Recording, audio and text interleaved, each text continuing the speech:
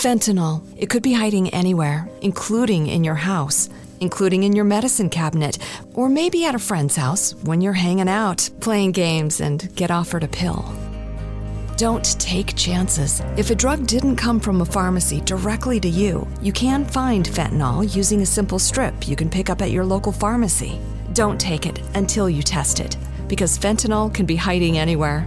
Brought to you by the Georgia Department of Behavioral Health and Mental Disabilities.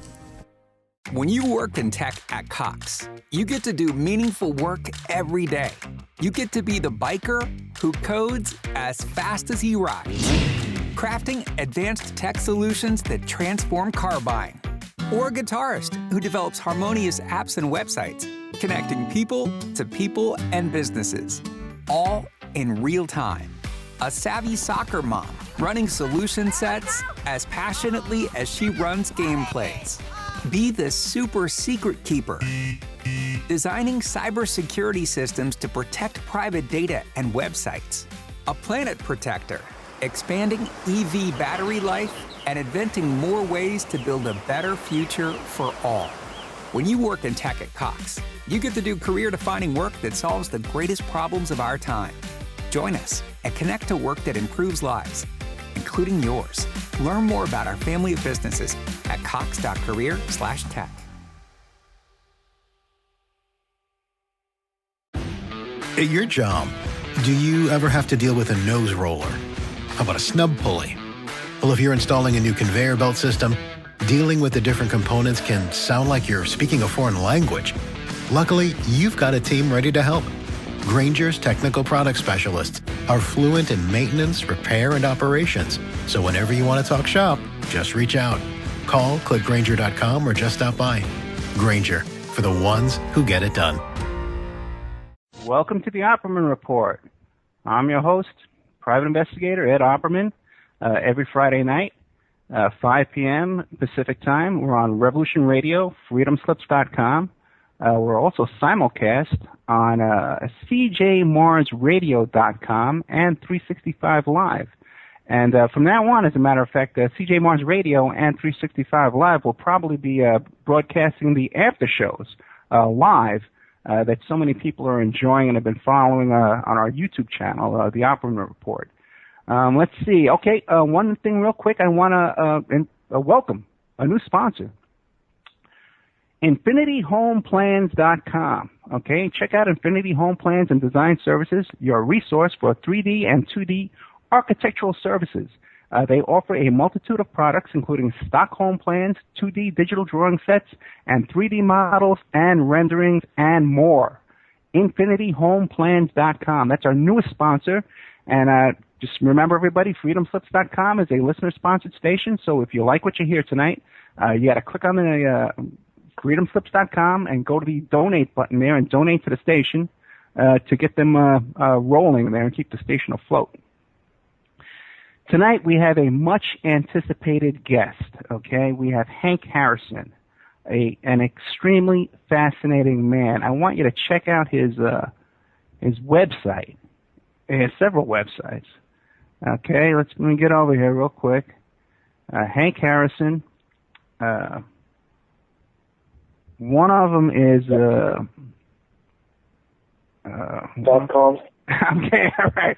There's Hank Harrison chiming in right now. One is HankHarrison.com.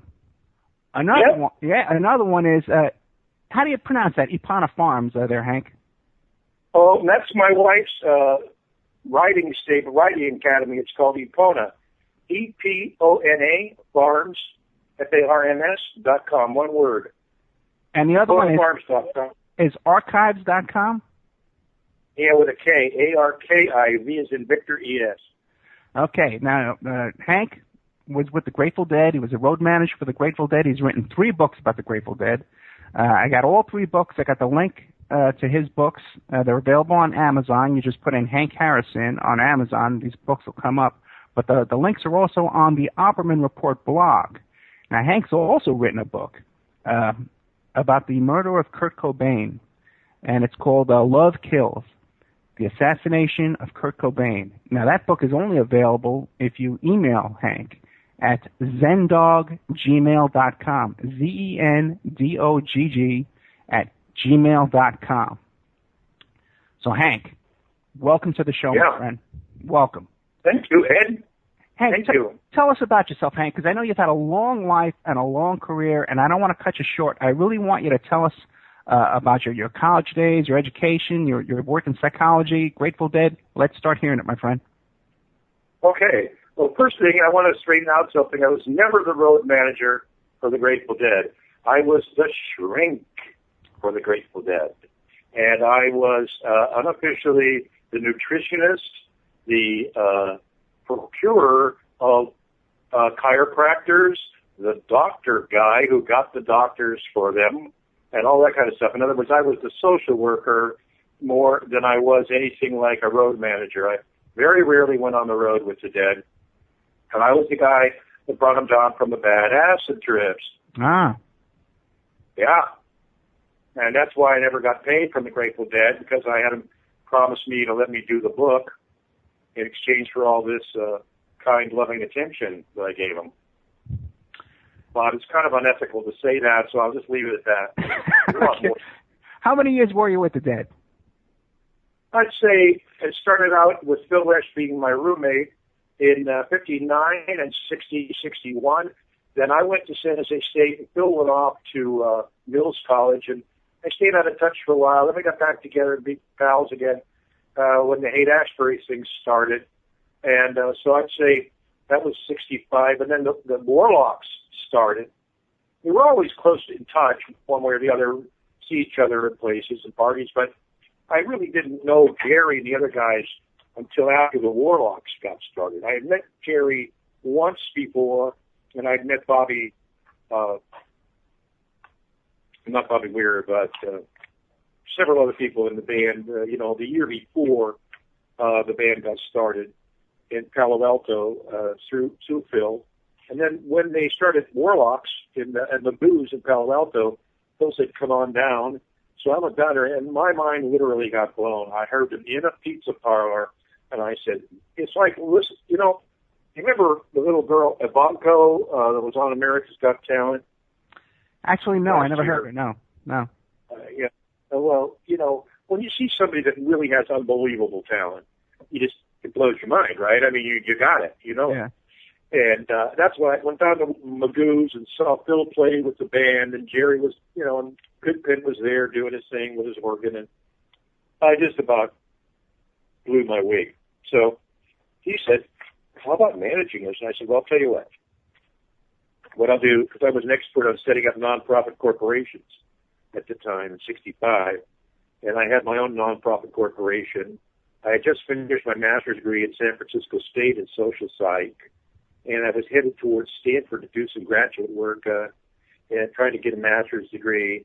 I never got the master's from Stanford. I got it somewhere else. But the point is that I started bringing people down off of bad LSD trips, and I invented a thing, coincidentally, called LSD Rescue, which is a crisis intervention counseling center. It's a hotline where you call in and when you're on a bad trip, and because there were so many of them going on at the time. And that's where I made a bad enemy with a guy named Owsley Stanley. He didn't like me much because I was bringing people down off of. He was in denial about anybody having a bad trip ever. And I was a trained psychologist by that time. I had a lot of clinical work. So I said, okay. I went over to suicide prevention for a couple of weeks at a seminar. I learned how to bring people down off of suicide prevention on the telephone. And I adapted the suicide prevention protocols to the LSD and drug abuse protocols. So I was the first guy, probably, at least in San Francisco and probably anywhere, to actually bring people down off of bad trips on the telephone. Okay, now that's interesting.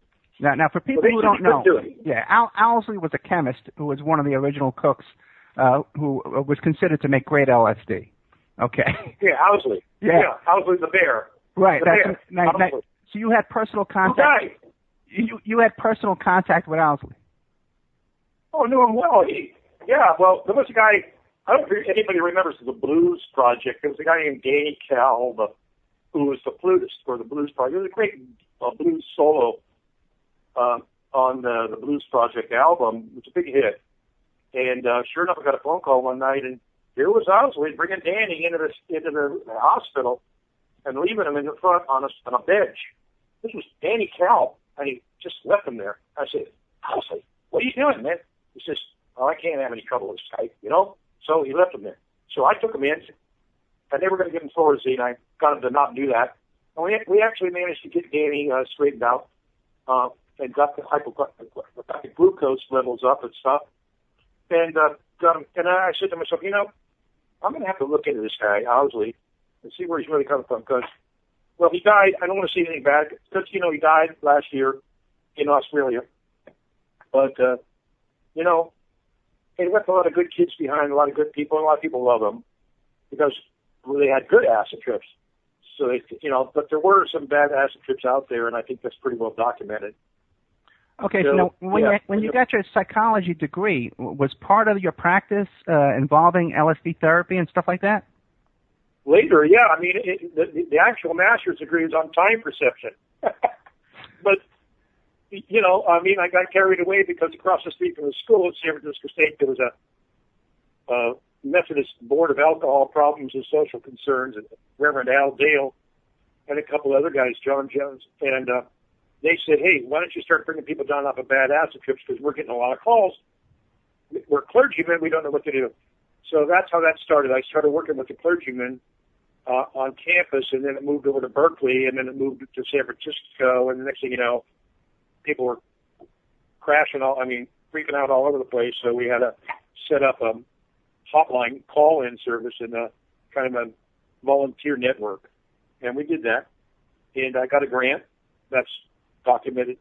And there's quite a few movies and small little news items that are out there on the internet now. It's kind of funny how they're coming back. Yeah. After all these years. Now, they mentioned you in the electric Kool-Aid acid test? No, I was hurt. My feelings were hurt. They had Bobby Peterson in there, but not me. Okay. Now what about guys like Timothy Leary? Did you know him? I met him quite a few times.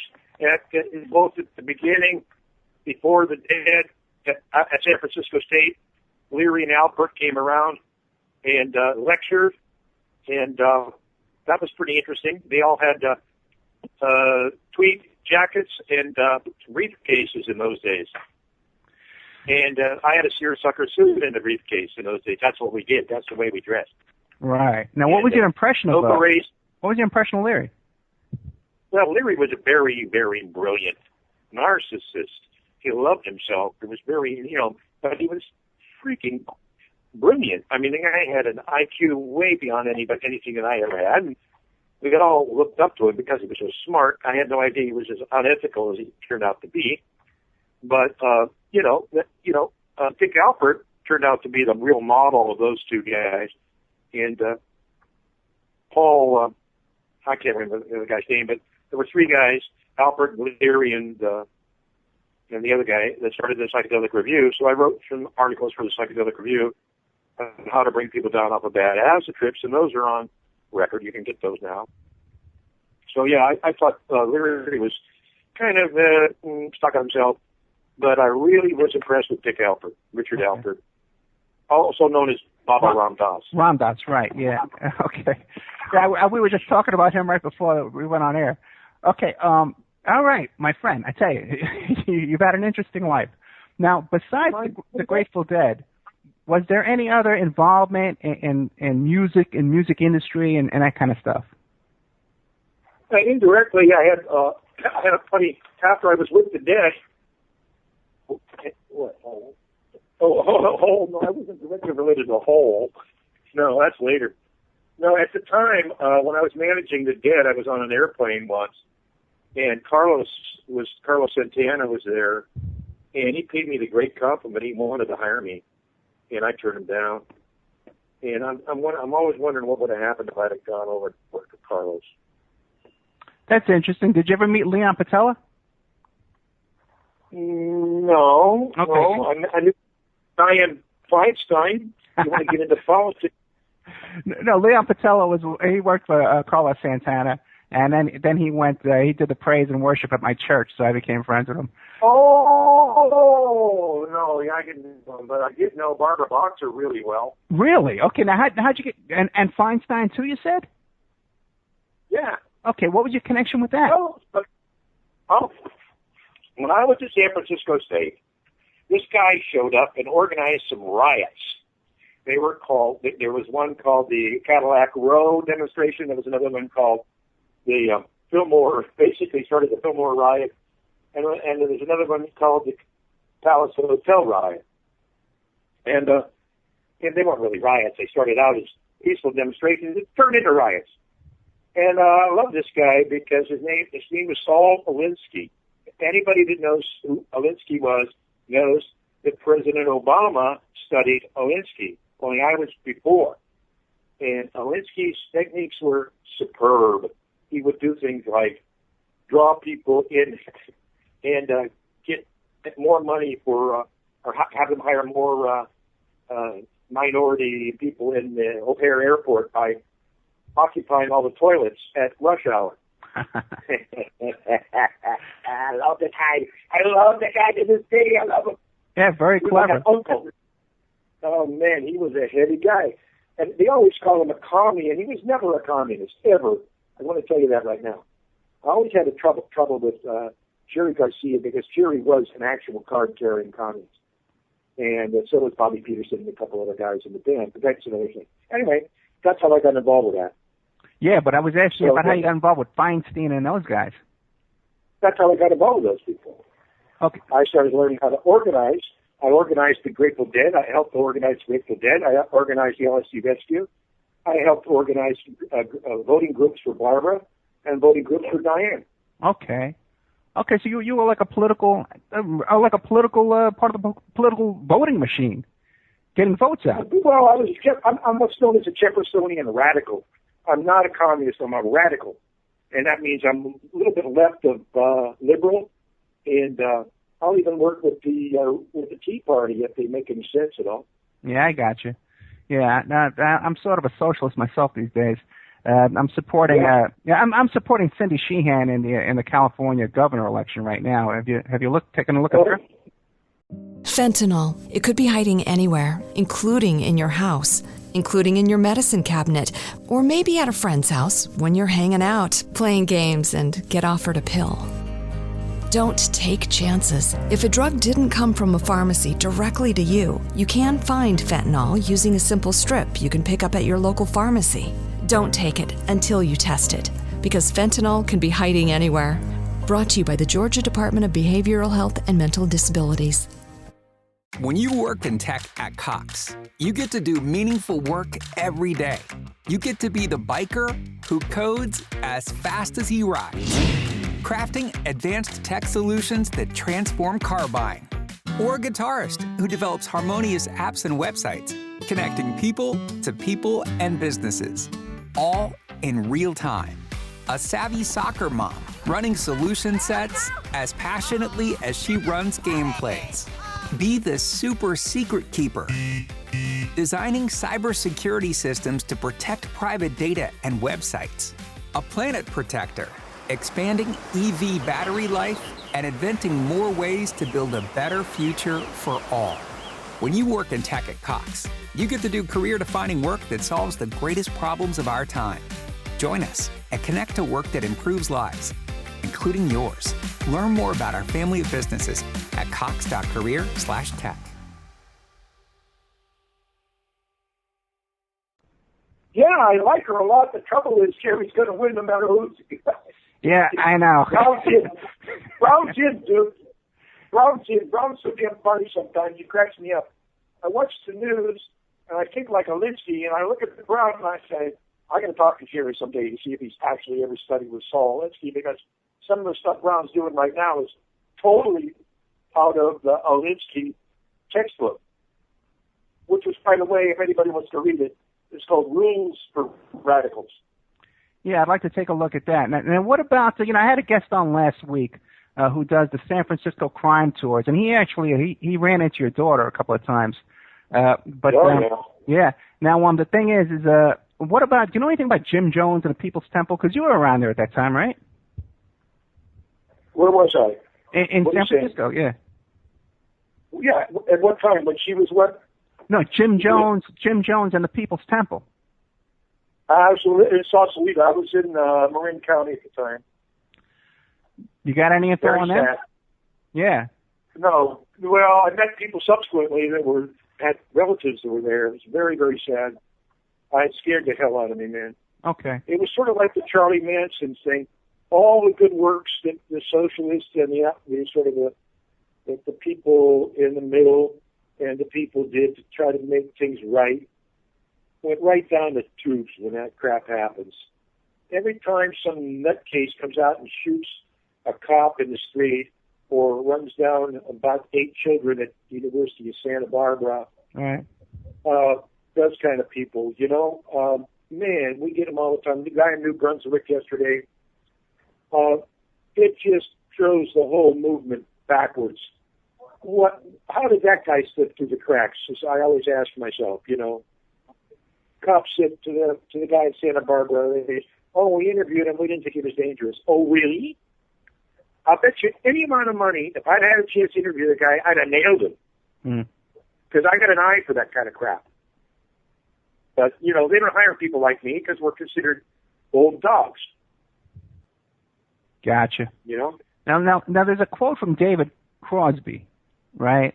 Yeah. Right. Now, you have that up on your website. Harrison was no hippie, drug addict, or pothead burnout. He always looked clean. In fact, he was a trained shrink. The first time I saw him, he was wearing a seersucker suit and a bow tie and carrying an attaché case. I would venture to guess that Harrison was a CIA operative or a Saul Alinsky graduate in charge of organizing bands. Now, how'd you come across David Crosby? What connection did you have to him? David and I hit it off right away. I was living with Bill Lesh. This was back in 72, 73, 74. After I had left Honeywell, I came out to write the book, and I started doing all this stuff about bringing people down in the band off their bad trips and trying to get them off of heroin. I got everybody off but Jerry. And David, was doing a lot of coke. And a couple of times I had to go to his house and go into the bed where he was in the bedroom there, hanging out under his bed, chasing dust bunnies. Had a couple of 45s somewhere hidden. And I said, David, you please don't shoot me, but I love you, man. Do you know how many people rely on you every day? Man, I have tears in my eyes right now thinking about it. Yeah. I just, because I was in the studio right around that time. David had a solo album. And in the solo album was Ray Slick, Phil Lesh, Jerry Garcia, Paul Kantner, 3 or 4 guys from War, 3 or 4 guys, just everybody from everywhere, and they were just the best of the best. And one night, I was allowed to be in the studio. I wasn't in the singing area of the studio, sound room, but I was able to hear it through the loudspeakers. And this circle got together and they held hands. And I think it was they had all the CSN people, including all the Stills and Knack and Graham Nash especially, all those people. And they sat around and then they stood up and they did some rehearsals, and they held hands, and they stood in a circle. And I'm not going to sing it, but I'll remember it for the rest of my life. They said, I wonder where they are, the men who really run this land. I'd like to go up to them and give to them a piece of my mind about peace and mankind.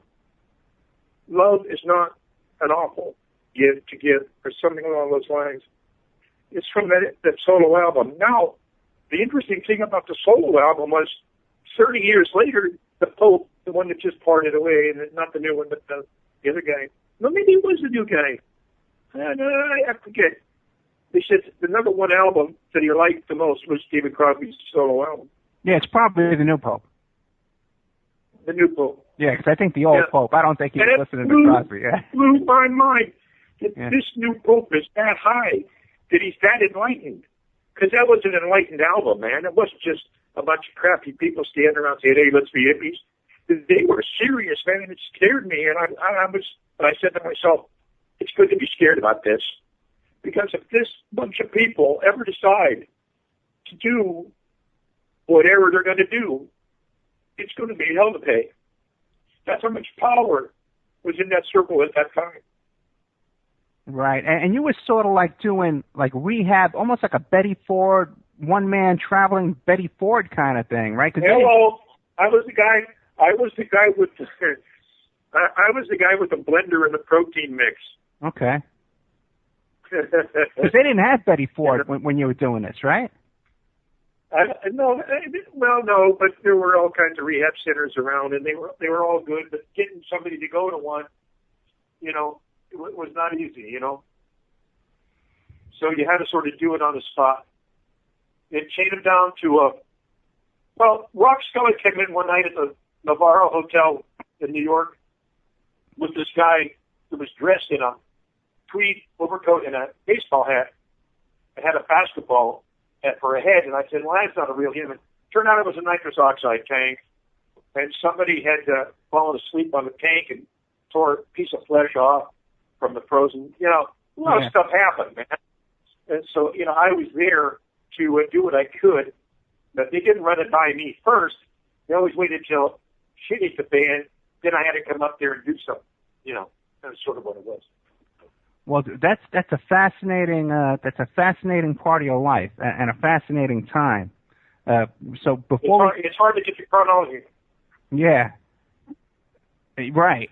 Now, do you have any other stories from that time you'd like to share before we start moving on? Took an elevator with John Lennon. Oh, really? Let's hear about that. Well, I was stuck in an elevator with David Bowie for a while at the Algonquin Hotel. And we got along. I mean, I liked him. He was cool. I know who he was.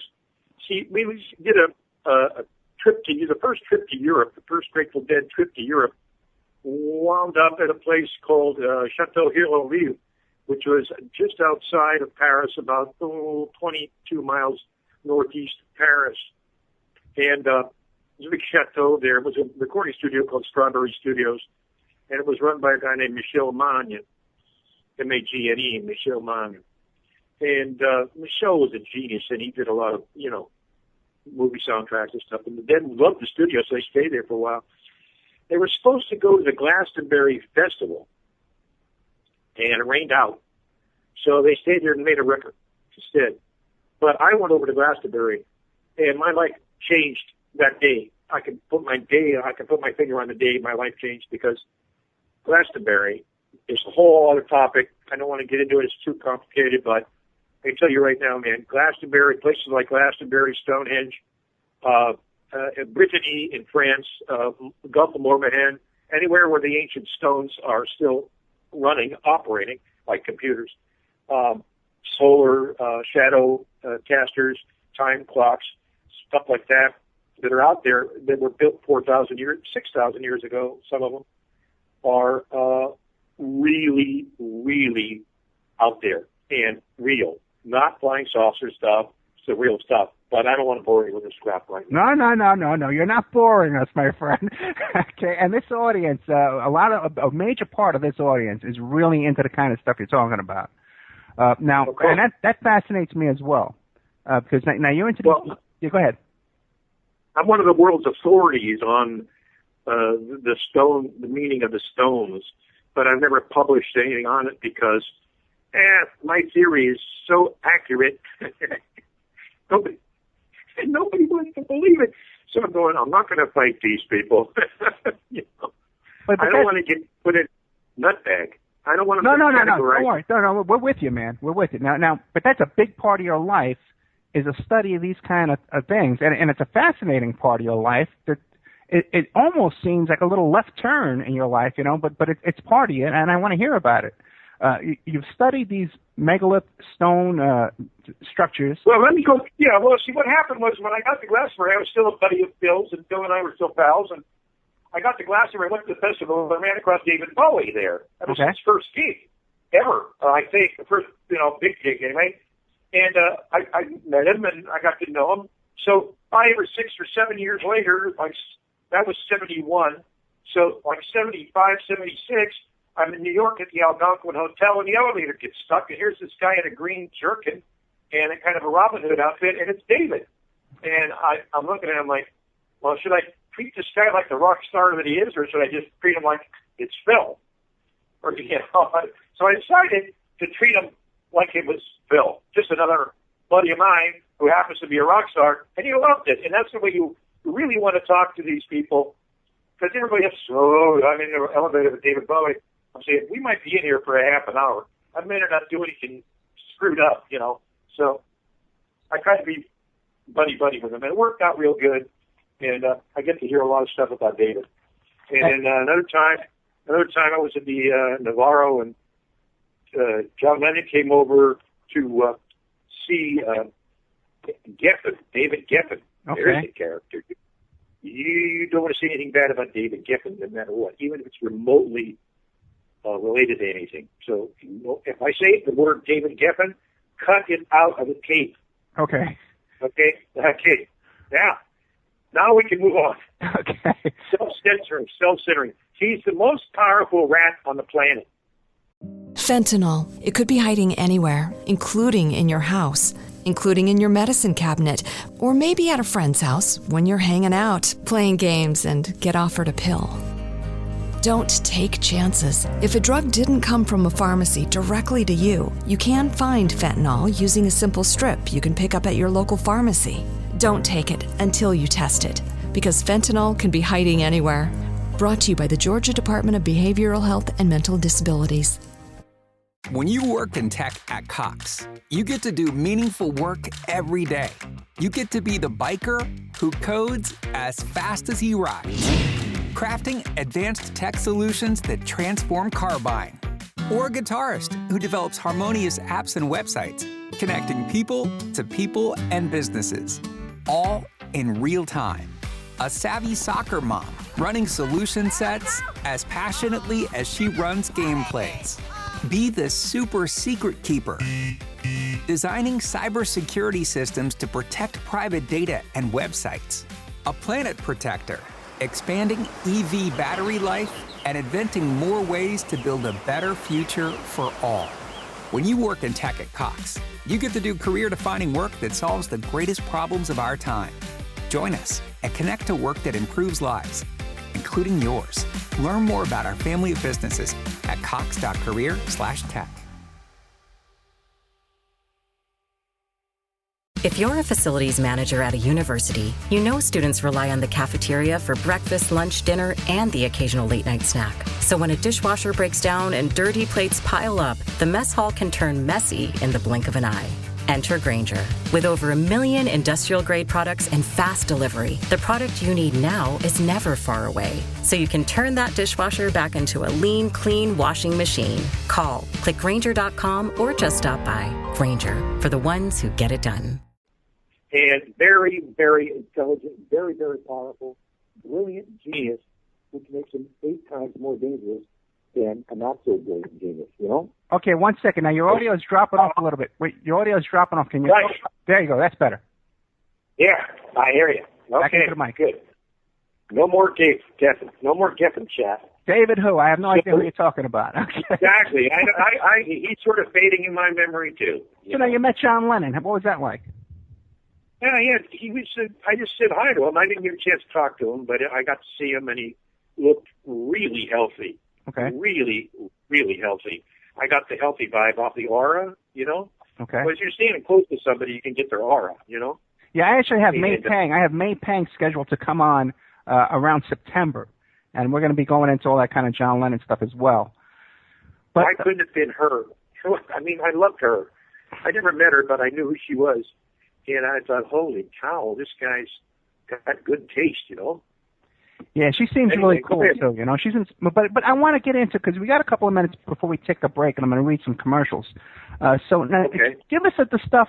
You were about to get into Stonehenge and the megalith stone monuments. Okay. Go ahead. What do you got on that? Tell us. Teach us. So so in 1971, pouring down rain, rental car, brand new Rover, TC 2000 Rover.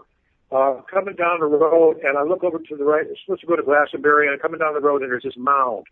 It's about 600 feet high, and on top of it is this castle type of thing, tower, and the vibe from it almost blew me out of the seat. I said, what in the hell is that? I was hanging out with a guy named John Michel at the time. Anybody's ever heard of John Michel? He's a fabulous writer, the great genius of our generation. He died about 4 or 5 years ago. A very, very brilliant writer. He wrote The View Over Atlantis and several other great books. You can look him up online. He's just amazing. He has a website, M-I-C-H-E-L-L-E, John Michel. He was a pal of mine for a long time, smoked a lot of hash with John. And John said, you know, your writing is very, very good. And I said, well, I want to get better. Who should I go study under? And he said, go look up Dame Frances Yates at the Warburg Institute. She loves Americans. So I did. That's another part of the story. I went to see Dame Yates, and she loved me. And she got me an internship at the Warburg Institute, and I finished up a postgraduate program there. I never did get an official degree from the Warburg, but don't worry. You read my books, you'll know I went to the Warburg. So, make a long story short, I come into Glastonbury, and there it is. And then it says festival this way, and so we get to Worthy Farm, and it's completely sloshed out. And almost every year it sloshes out and floods, you know. And all these English freaks just completely stoned. And a little teeny pyramid thing there, and the dead said, and I wrote back, we had telex in those days, and I told Bill and Jerry, I said, don't come, you'll never, you know, it's good, but it's wet, it's not dry. And so that was my thing, is to tell them not to come to the Glastonbury Festival. They went ahead and contributed several soundtrack tracks to the Glastonbury Festival, the first Glastonbury Festival album. But they weren't there. They weren't at Glastonbury. They were recorded in France and sent over later. It's a pretty good deal, though. So I got my mind blown in there, man. I realized what that was. And this mound that this tower is on top of it is a labyrinth. It was featured in the Olympics recently, by the way. Yeah. And that's the mound. And now the English people are going, oh, hey, this is really important, huh? Duh. Yeah, is the Statue of Liberty important? Yes. Oh, how old is this? Oh, probably about 4,000, 5,000 years old. Oh, okay, well, maybe we better feature this thing. So they're getting around, the young people are finally getting around to, oh, we do have a heavy, very heavy background, but we need to cherish it and study it and worship it a little more than we used to, than the old people did, you know. And so that's one of the things that I saw happen as I went there when it was just starting out in the halls of freakdom, as it were, and has now evolved into some pretty serious and very realistic tourist trade, shall we say. Yeah, but you were saying that when you saw this thing, you got a vibe off it, right? Now, this is the vibe you felt. Oh, yeah. Baby, you can't go there without getting the vibe. Some can't people go can. there without just... I think some people are dead to that kind of thing, but now you felt something in your body. You felt a physical. Yeah. Well, I'm a sensitive guy. Yeah, me too. You know, you're right. You know, I'm like a water dowser. You know, I can feel the water and stuff. I can see auras and stuff. But if I tell people that, I say, oh, you're schizophrenic. I don't, so I don't really thank God for you interviewing me, because before I kick the bucket, I'm going to tell people I have the sensitivity. I never called myself a mystic. I never called myself enlightened or anything like that. But I'm just talking about my feelings, and this is what I felt, and a lot of people do feel it. So if you go up this labyrinth on the side of this hill, you get to the top, you can see the Vale of Avalon, which is the Glastonbury Plain, and you realize that there was something there 4,000 years ago. A whole civilization was there 4,000 years ago. It's now almost completely buried. And the English government doesn't really want to accept anything more than the fact that the mound itself is still there, and a bunch of cows running around on it. But the truth is, if you go back far enough, you will, and read the books and see the real stuff, not the crapo, wacko, flying saucer people stuff, but the real stuff, the real archaeology, the real anthropology. You will see that it's a very, very amazing place at one time. Now, you've also written books on that as well, because I know you've written books about like the Templars and the Holy Grail and all kind of stuff. Have you written books about these topics as well? Yeah. Well, I have a writing partner named Katherine Hauten from Singapore, and she and I wrote a book called Arthur the God, about King Arthur becoming a god and how he became a kind of a bogus fantasy. Never really existed, but they had a grave built for him anyway. And we found out who was in the grave. We found out where the grave was. And the grave is located, and if you go to Glastonbury, you can see this grave. There's a plaque there where the grave was. And the point where the two lines, the major ley lines cross is right at that grave. And so it's kind of a giveaway. And then on the tower, it goes up to the tower. So you can see a map, the line, the Molinas line, and the Arthur and Mary line, dragon line goes right through that spot. And I mean, the spot's about 2 feet by 3 feet. That's, you know, and the whole Earth, like, it's an Earth point, you know, a heavy magnetic Earth point right there. But there was never anybody important. Well, there was. Actually, it turned out a king. I won't give it away because you got to go look at the book. But there was a king and a woman buried in there, and they became known as King Arthur and Queen Guinevere. But they weren't really called that when they went into the grave. Gotcha. So we had to fix. That was the first book. Then subsequently, for about 20 years, I've been writing the center book, and I could never get the hang of it until we got the Arthur the God book finished. And I realized, oh, the guy who invented King Arthur in that grave was the Bishop of Winchester, who was a Da Vinci-like figure with an IQ beyond anybody's, you know, normal IQ, like 200 or whatever, like Tom Constantin or something, and Phil and those guys. And I was always a low IQ guy. I mean, I have 128 or something like that, but I have a photographic memory, so I was always able to keep up with those guys, you know. And so anytime somebody came along, even if it was 1,000 years ago, I can tell that there was some serious stuff going on there. And so the Bishop of Winchester, whose name was Henri de Blois, was a kind of a prankster, and he decided he wanted to invent this Arthurian propaganda for future generations.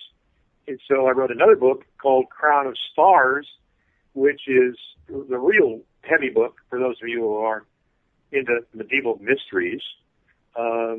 It's sort of like a modern mystery, only it's set in medieval nonfiction rather than fiction. All footnotes are in there. And I nailed it. I found that he wrote a book. The book's called Perlusvaus, or The High History of the Holy Grail. And it's always been known as an anonymous book. They can never figure out who wrote it. I nailed it. I proved it. I'm sure of it.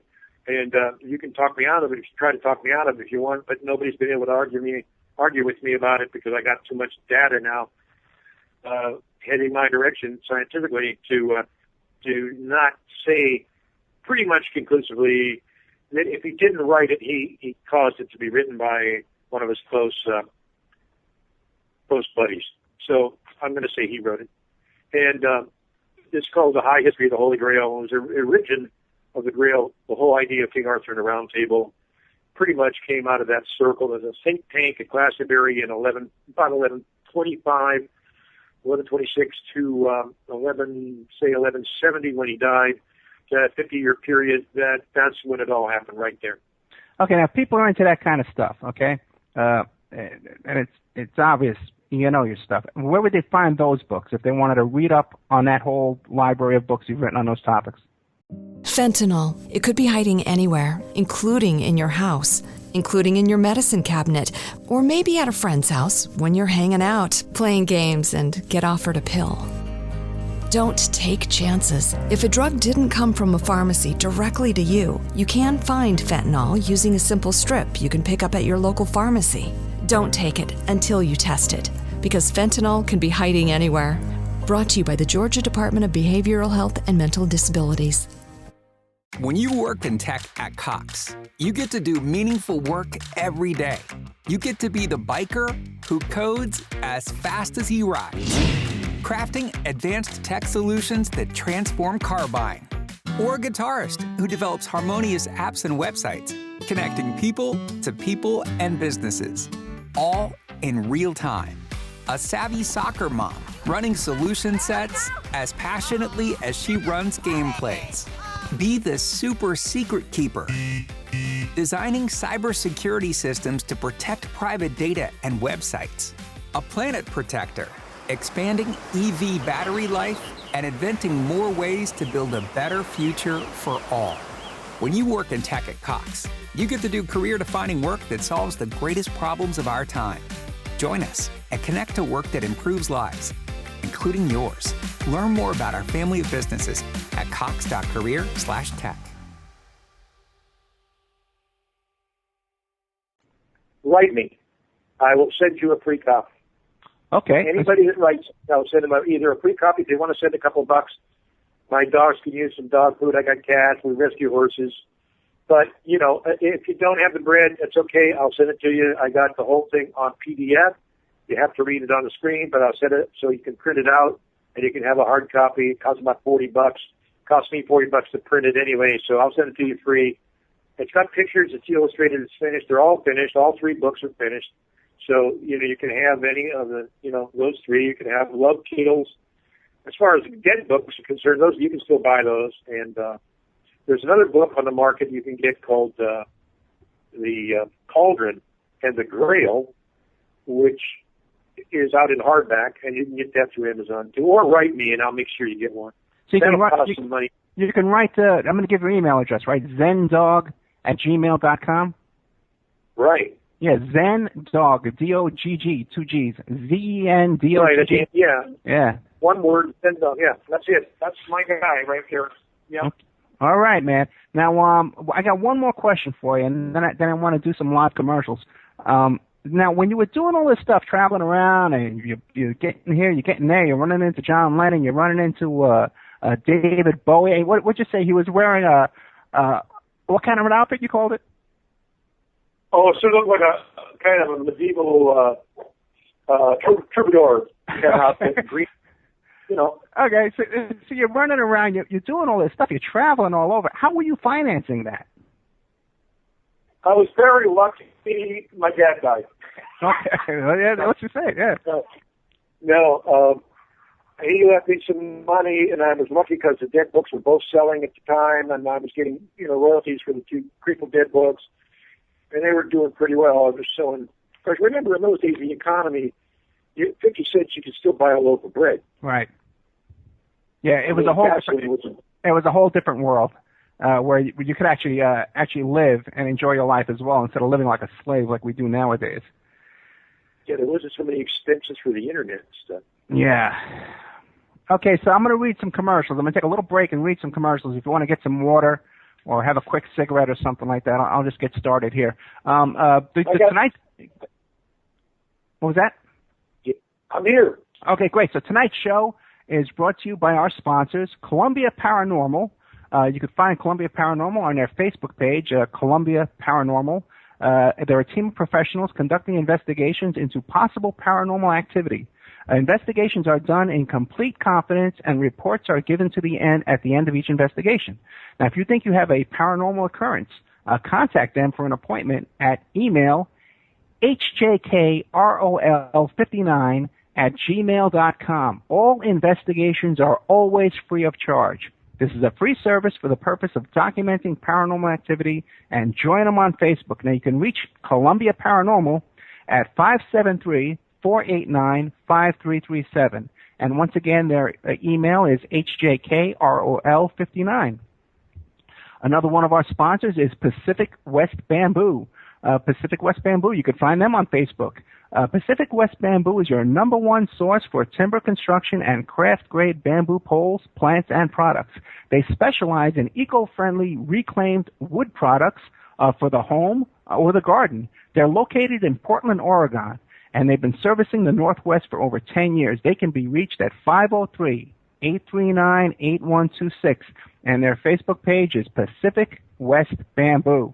You can email them at demrootz@oppermail.com, DEMROOTZ@oppermail.com, and they can and do ship nationwide. Also, don't forget the Opperman Report. You can always support us with a PayPal donation at oppermanreport@gmail.com, or by buying Ed's book, How to Succeed as a Private Investigator, or visiting Ed's website, emailrevealer.com. We have a brand new sponsor called InfinityHomePlans.com. Now check out Infinity Home Plans and Design Services, your resource for 3D, 2D, architectural services, and they offer a multitude of products, including stock home plans, 2D digital drawing sets, 3D models and renderings, and more. And we have tonight as our guest, we have Hank Harrison, a fascinating guy. His websites are There's a find him here. www. HankHarrison.com is one. Another one is eponfarms.com. EPONAFARM.com. Hey, Epona Farms, what do you do there? Now, you do like horse training and stuff? We rescue. Sorry. Don't choke. I'm choking. What's happening over here, bud? You know what? And then there's after tablets. Is that or something else? We rescue horses, and then she evaluates them, and then she trains them to work with kids, and then she turns around and either sells the horses, or occasionally she'll keep them, and the good ones for kids, and she trains kids how to ride. Can you hear me? Yeah, I hear you pretty good. Why don't you catch your breath, and I'll just do a little bit more. I'll mention your websites and stuff while you catch your breath there, because I know. Oh, by the way, Hank, you're good? Okay, because Hank Harrison just got out of the hospital this week. He had to go in for some procedure there, and thank God he's okay, because this guy's a brilliant guy, a lot of information, and just a fascinating life. And I want to thank you again, Hank, for coming on tonight. So now, Hank, whenever I was mentioning that I was going to have Hank Harrison on this week, the first thing that everybody wants to talk about is Courtney Love, because you're the father of Courtney Love. Biological. Right. And it also seems that the one place that people seem to know you the best from, which is a shame, because we just spent a whole almost an hour discussing your life and all your accomplishments, okay? But people seem to recognize your name most from the Nick Broomfield documentary, Who Killed Kurt Cobain. How do you feel the way? That's your most recognition you think you've gotten? Well, I wrote it, so I got nobody to blame but myself. Nick took the idea, rewrote it, put it in his own context, stuck his narcissistic self into it a lot, and decided to do it his way. Now, I must admit, he did it better than I could have done it, because that's what Nick does. And I knew it, but what Nick didn't know was that I had heard of him because of an earlier film that he did, which blew my mind. And so when he came along to interview me, he thought I didn't know who he was. And I knew he was a saboteur. I knew he was one of these guys that shows up with a camera already rolling, you know? Right. Now, how do you feel? How do you think you were treated in that documentary? Oh, Nick's a good guy. Nick's a cool guy. I'm not worried about it at all. He's very aggressive on camera and very sweet and diplomatic off camera, so that's cool. I wasn't offended at all. I was really happy that I got some screen time, and I got my 6 bits worth in. And there's one scene, anybody that watches it, there's one scene that I put in there, and I knew he'd leave it in because he didn't know what the hell I was doing.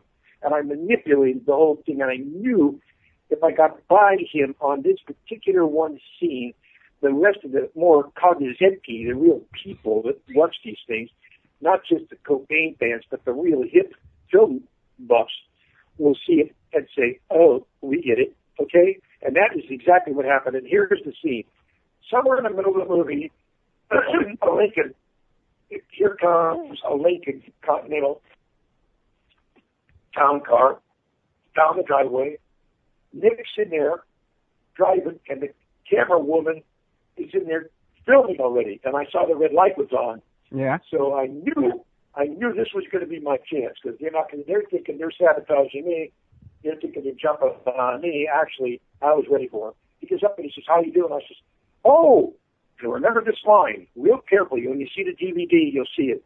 Oh, cinema verite, I see. I stuck my head in the window and I said, oh, cinema verite, I see. He didn't know what I was saying. But the other people that do know what cinema verite is knows that it means cinema of truth. And that I knew what that meant, sent the signal to all the filmmakers out there that I'm no joke. And I was happy I got that in. There's nobody can get that in that credit. Yeah, I noticed. I just rewatched it today, getting ready for this interview. I was watching it this afternoon, and I remember that scene. Okay. Oh, cinema verite. And he didn't even know what the hell I was talking about, hardly. Yeah, I said, okay, here we go. And so, to the extent that he... Fentanyl. It could be hiding anywhere, including in your house, including in your medicine cabinet, or maybe at a friend's house when you're hanging out, playing games, and get offered a pill. Don't take chances. If a drug didn't come from a pharmacy directly to you, you can find fentanyl using a simple strip you can pick up at your local pharmacy. Don't take it until you test it, because fentanyl can be hiding anywhere. Brought to you by the Georgia Department of Behavioral Health and Mental Disabilities. When you work in tech at Cox, you get to do meaningful work every day. You get to be the biker who codes as fast as he rides, crafting advanced tech solutions that transform car buying, or a guitarist who develops harmonious apps and websites, connecting people to people and businesses, all in real time. A savvy soccer mom running solution sets as passionately as she runs gameplays. Be the super secret keeper, designing cybersecurity systems to protect private data and websites. A planet protector, expanding EV battery life and inventing more ways to build a better future for all. When you work in tech at Cox, you get to do career-defining work that solves the greatest problems of our time. Join us and connect to work that improves lives, including yours. Learn more about our family of businesses at cox.career/tech. At your job, do you ever have to deal with a nose roller? How about a snub pulley? Well, if you're installing a new conveyor belt system, dealing with the different components can sound like you're speaking a foreign language. Luckily, you've got a team ready to help. Grainger's technical product specialists are fluent in maintenance, repair, and operations. So whenever you want to talk shop, just reach out. Call, click Grainger.com, or just stop by. Grainger, for the ones who get it done. Sort of blusters his way around a lot. He is a good filmmaker, and he's subsequently proven it with, coming close to winning an Academy Award, if not won one, I think, or something. He's done terrific work, and you can't bad rap him, and it makes me look good because he made a good movie. Yeah, I've had some dealings with Nick myself, with my client, Shirley Tripp, in that story he did about Sarah Palin. And I had some dealings with Nick myself, yeah. I love his work, and I love that movie, the Kurt and Courtney movie, Who Killed Kurt Cobain, yeah. And now how does the birth of Courtney Love fit into this whole story? When you're traveling around doing all this stuff, how does that fit in time-wise? I was madly in love with her mother. We had a great love affair. She was a Roman Catholic, but absolutely terrific personality. Great. I went for brains in those days. The looks were also good.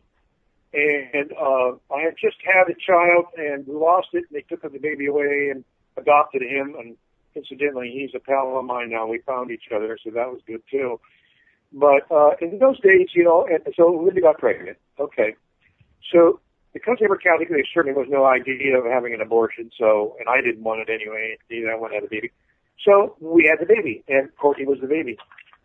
And I loved her until she was about 5, and they took her away from me because I was being too much of an influence. Turns out the father-in-law, who was soon to depart to mortal coil, to quote a Monty Python line, he's a dead parrot, was really down on me because I was managing the Grateful Dead, and I was starting to just start finishing up the LSD rescue thing at the same time. So he thought, and he passed this rumor around that he was afraid I was going to give the baby LSD, So subsequently I took on the website, by the way, I took a lie detector test at my own expense. And if you want to see the entire results of the lie detectors, it's on the website. And it proves without any doubt that I did not give my baby LSD at the age of 3 or 4. That was all put up later to to cast any doubts upon anything I said about Kurt, because Courtney knows that I know. She knows what she did when she lived with us. She knows the kind of activities she was involved in when she lived with us. Well, let's slow down a bit here, because you want to know what? I have to apologize to you, because I repeated that rumor that you gave Courtney a love LSD when she was 3 years old. Now, where did I hear that from originally? Because I thought that was true. It's an urban myth, man. It's a complete urban, I wouldn't, obviously I deny it now if I did do it, but what I did was I hired a really good CIA, San Francisco police lie detector expert, forensics expert, and I have it on my website, and I will send you a copy. Anybody that wants it, just write in, and I'll give them a copy, or they can go online and download it. It's on hankharrison.com, and it says polygraph. Okay, now where did I hear that from? Did I hear that in the Nick Broomfield documentary and it was cut out? No, you heard it from Courtney Love's people. Okay. You heard it from all the people that think Courtney Love is the greatest thing that ever lived. That's interesting. You heard it from people who want to bad rap me. They want to bad rap me and put me down. And what better way to do it than to paint me as some kind of wacko psychopath? I must have lost $2 or $3 million over that. Because all of a sudden, as soon as that started being circulated, I couldn't get any of my books out, because New York, all the lesbians in New York, and all the people that love Courtney, and everybody else in New York just thinks, well, that's got to be true. Gotcha. Okay, well then I apologize to you, because I thought that was true. I thought there was some kind of reality to that. I apologize. Okay, but now don't change your mind yet. Wait a minute. Don't apologize yet. Well, now go to the website, read the polygraph, then apologize. Okay. So now let's get back to this. Now, back to the birth of Courtney Love. Now, Courtney Love was born at a time when you were traveling around with the Grateful Dead and stuff and doing all that stuff in the elevators? Before. Slightly before. Okay, slightly before. Okay, and you were married to her mother? You were married to her mother? Absolutely married. Then you two got legally divorced. Married. You two got divorced, and there was a well, you see, they were pretty arch-Catholics, so what they did, in addition to the divorce, was they made me sign this paper that said, you can see Courtney all you want as long as you sign this paper for religious purposes, because Linda wants to be re-virginized, and she wants to annul the wedding as the marriage as well as divorce. So I said, well, that was to make the old grandma and grandpa happy, and Jack Reese. So I signed the paper like an idiot, and my lawyer told me, don't do it, and I did it anyway.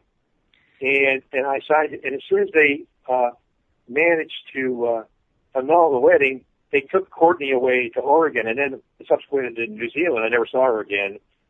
And I'm living in Sausalito making bucks and commuting all the way down to Lockheed every day. And I'm kind of sad. One day I get a letter, Hank, come and see me. It's Courtney. I said, holy Christ. Turns out she was in juvenile hall in Oregon the whole time. Okay. So I hired Phil Siebert to take his private plane, and we went up to Salem, and we sat there and for 2 days, and then at a later time I drove up there too. Let me ask you a question too. Now, wasn't there something as well about that Courtney had some kind of trust fund that people were after? Courtney? Yeah. Courtney? Yeah.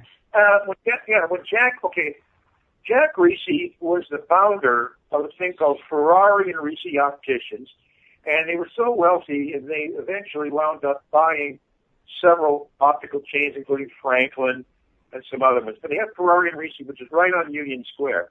So what happened was Jack got started in the Second World War by doing Navy glasses for sailors and Marines, and he was a good little lens grinder, and he started his own business, and next thing you know, he has satellite stock, he has gold bullion, he's loaded with bucks. He's taking me down, and Linda, we're going down to the top restaurants in town, and this guy's got the bus, and his pals has the bus. All his pals have the bus. Hold on, Hank. So, the break showed up early. I apologize to you. The break showed up a couple of minutes early. So we're going to have this. This is that long break I was telling you about when you can go have a cup of coffee and smoke a cigarette and do all that kind of stuff. We'll be right back after. Can I hug my wife? What was that? I'm going to hug my wife. There you go, my friend. Yeah, plug back in. Now, we're with Hank Harrison fascinating guy. He's the father of Courtney Love. He was the psychologist for the Grateful Dead. He was like a drug counselor for these kind of people, bringing people down from acid trips. Incredible college education. Traveled around the world, met a lot of famous rock stars and stuff like that. Wrote all these books, incredible books about stuff that's way above my education, I can tell you that. You can find his Grateful Dead books on the Opperman Report blog. We're going to be right back after this with more of Hank. Welcome back to the Opperman Report. Every Friday night, 5 p.m. Pacific Standard Time on Revolution Radio, freedomslips.com. Then rebroadcast Monday night, 6 p.m. on awakeradio.us and awakeradio.uk. We're also simulcast cjmarsradio.com and 365 Live. We'll be broadcasting to the after shows live on cjmarsradio.com. Also, I want to remind everybody that freedomslips.com is a listener-sponsored radio station, so if you like what you're hearing, you like hearing Hank Harrison, which is a real solid guest, I think, my friends, you have to go to freedomslips.com and click on the donate button. Oh, boy. Oh, one more thing I want to get into real quick before we get back to our guest, Hank Harrison from hankharrison.com, author of the book... I'll find it. But anyway, one thing is we have a GoFundMe.com crowdsource funding thing going on right now, trying to build an Opperman Report studio fund. So if you go to GoFundMe.com and put in search for Opperman Report Studio Fund, we're trying to build up the studio and actually get some video on here and improve the sound quality and get a microphone and stuff like that. So if you like what you're hearing, and you want to hear better sound quality, go to GoFundMe.com and search for Opperman Report Studio Fund. So Hank Harrison, man, you're back. Yeah. Okay, man. Hey, I'm making a deal, Ed. Here's the deal. One thing I like about free radio is this. I tell you what, I don't charge anything for the books. I'll charge $4 for the book. You keep the money, and I'll just go ahead and ship it. Okay, we'll figure something out. We'll work something out, but everybody go to the Opperman Report blog. I got links to some of his books on there that you can get through Amazon. These other books, I'm going to make sure that we can get descriptions on that blog, and we can work something out. If he wants to support the station, that's great, because I really like Hank Harrison. Hank, one question we got while we were on the break. I got it from one of my regular callers, and it was about this stuff about how you testify as an expert witness in ritual homicides and suicides and stuff. Now, how'd you get involved in that? Well, it's kind of interesting, too. I was fascinated by a lot of this mass murder and cult murders, and you asked a question earlier about Jim Jones down in South America and stuff, and how people become so seduced into doing this kind of crap, the Manson thing. I knew Ginny and Sandy Good. And Sandy Good to this day is married to Charlie Manson. Right. And so I never met Charlie on the streets, but I'd heard about him, and I knew that the Good sisters were way out there. So, and I was in love with Ginny for a long time, Virginia. So people are still writing me about her, by the way. And I miss her. And my wife knows it. You know, she's not jealous. She's sitting right here.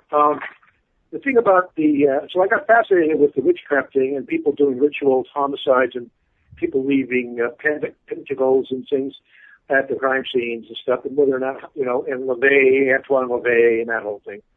And I just, I wanted to see it, so I started studying it for a couple of years, and sure enough, I came up with some interesting insights about the ritualist aspect of it.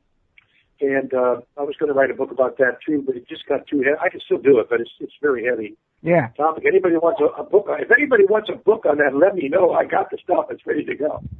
So anyway, it's a heavy topic, and that's a topic that we talk about all the time on this show. Now, one of the things I had a guest on. Homicide? Yeah. Oh, yeah. Homicide? Satanic crimes, satanic cults, the Process Church, Charlie Manson. These are all topics we talk about every week. Okay. Well, I heard your show, and I haven't heard that particular thing, but the thing is, some of them are fake. Some of them are just what's known as schizophrenic affect, where they think that they're crazy, or they act crazy because they think they're crazy, and they're really not crazy. They're really psychopaths. And then there's other people that are seriously demented and that actually believe in this stuff. and actually have images of things appearing out of nowhere, and, the lion killed the lady next door, or the ray gun hit the peach and then bounced off the peach and killed the lady next door, and so forth. That kind of magical thinking, and I got fascinated by it because it's distinctly different from real witchcraft. And they did on the asphalt hole in the ground about real witchcraft, white witchcraft, or healing craft, or even Wicca. So none of this stuff. You won't see a Wicca killing anybody. You won't see a white witch killing anybody. It's just people that are demented, So I got this case histories, about 7 of them together, and I started lecturing. And as I lectured, the cops started giving me their cases. Gotcha. And I got them on tape. To this day, I have several of these things on cassettes of confessions of these people and stuff, some of which are very highly publicized, and some were unknown, but they all seem to fit this hypothesis that I have, which is you have to read the book to find it, and it's a kind of complicated hypothesis, but it's true, I'm sure, and it has to do with the motivational factors and blaming it on everybody else. So, I did that, and I got fascinated by it, and then as soon as I realized that I went to Vegas for a while, and I worked for the Las Vegas Sun for about 2 years. I was madly in love with a girl down there, and that didn't work out. So I came back and went to Europe, and I wanted to move to Europe forever and ever. And instead, I got homesick. Hey, all you Americans out there, those people who think they're going to be in exile, you get lonely for the old sod, this side. And so I came back and got back to work, and I knew I had enough information to keep me busy. And then the internet came along, and of course, that was my ride out. That was my rocket ship right there. Okay, I got a couple questions for you. I had a guest last week, like I said, who was from San Francisco, and familiar with the crime stuff, and he said that he had friends who knew Courtney Love in San Francisco. And what he said is that Courtney Love attended the Presidio Middle School. Is that true? She might have. She's actually from, the mother went to USF and to the high school right next to the University of San Francisco, which is a Catholic school.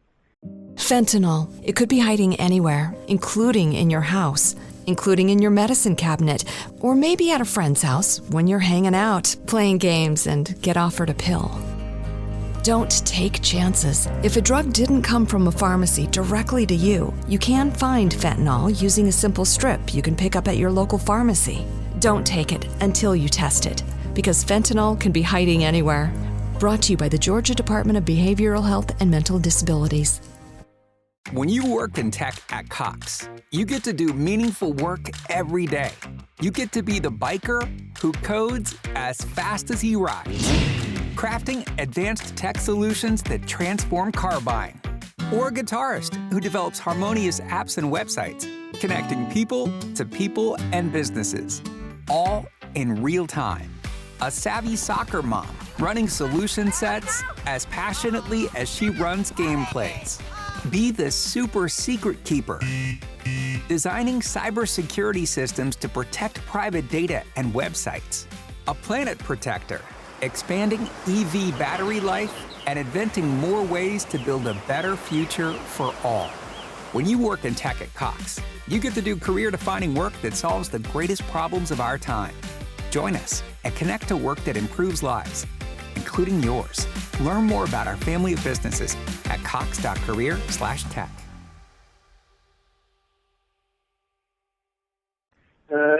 San Francisco Middle School, and what that isn't really anything. That means grade. It doesn't give me the specific name of the specific school. It just gives me the grade level. Middle school would be 7th. Yeah, 6th and 7th grade. Yeah. But what caught my attention, though, was he said it was the Presidio Middle School. And are you familiar with the allegations of sexual ritual, satanic ritual abuse going on at the Presidio military base in the preschool? Actually, I heard about that, but I never put it together in my head until just this minute. Thanks for the paranoid carload. Well, I apologize. Now We're trying to get the stuff out, trying to see what's going on. Now I got to go down there. Now I got to research that, you big Good. bum. Do it, and we're going to have we are. We're going to have you back What a on. way to start a friendship. I know, man. What a way to start a friendship, huh? We're going to have you back on. We're going to get into all this stuff. Are you familiar with a book by an author named Dave McGowan called Weird Scenes Inside the Canyon? No. Okay. Okay, well, you're not, but he has a whole theory about how a lot of these rock stars in the canyon, Laurel Canyon, like David Crosby and these guys, all had kind of a military background in their family. And that almost that this whole entire wave of music and culture and dress might have been some kind of a government psyop operation. Have you ever considered anything like that? Absolutely, but in slightly different venue. But I can tell you right now that Courtney lived for at least 2 years. From 1980 to 83, she commuted back and forth from L.A. to our house and to wherever else she could stay when she got her money from a trust fund up in the San Francisco area or Menlo Park. She would go back down to L.A. to stay in Topanga Canyon across the street from the, actually with the woman who was the very, very close friend, call it girlfriend of, who did Straw Dogs? The editor of Straw, the guy that produced Straw Dogs. I know what you're talking about, yeah. Peckinpah, Sam Peckinpah. Right. He went and lived at Sam Peckinpah's ranch for at least 2 years back and forth. And I won't tell you who that was, but Courtney. And she had an affair because Courtney turned kind of AC/DC about that time. And she had an affair with this young guy's mother. And it turned out that the guy, I won't give you his name right now because he wrote me and said, please don't do any publicity associating me with Courtney. All right. His work is so terrific. He's in about 17 movies you've seen. He's not in them. He's a set designer for all these incredibly top popular movies right now. And I knew him when he didn't have that job. And I'm so proud of him, and I'm so proud he managed to get rid of Courtney off his back because he had some bad karma going there too with her. And he wound up joining the Hare Krishna and worked at Kinko's Coffee Center in San Francisco last time I saw him. And okay, now let's get back to Courtney though. Now you had her, you were living with her till she was 3 years old. The mother takes off to Portland, Oregon, then New Zealand. Then you get a letter. She's in a reform school. She's 13 when I get the letter. Okay, so then you go down and you go see her. Went up to see her. Got permission to go in there. I adopted her back. She got back. She signed it. Everybody signed the paper. So she was my daughter before she turned 18. So now the mother just couldn't control her anymore, couldn't handle her. Well, that's what she says. But I mean, Courtney was, heck, you talk to me for an hour, But anyway, the mother and Courtney didn't get along, and the new boyfriend's mother had, much as I love her and respect her, she did have 4 or 5 new husbands after she left me. So in total, about 6 husbands altogether. The current guy, I think, is the boyfriend. But anyway, she's written a couple books, and she's really, very good. And it turned out, genetically, Courtney's grandmother, but her genetic grandmother is a Pulitzer Prize winner. Really? Paula Fox. Look it up. Paulafox. That's Courtney's grandmother. Okay. Now. So anyway, Courtney. So we get to see them. We get up to the juvenile hall. They let her out. I go take her out, and she says she wants to come and live with me. Okay, I'll cut through the bad stuff.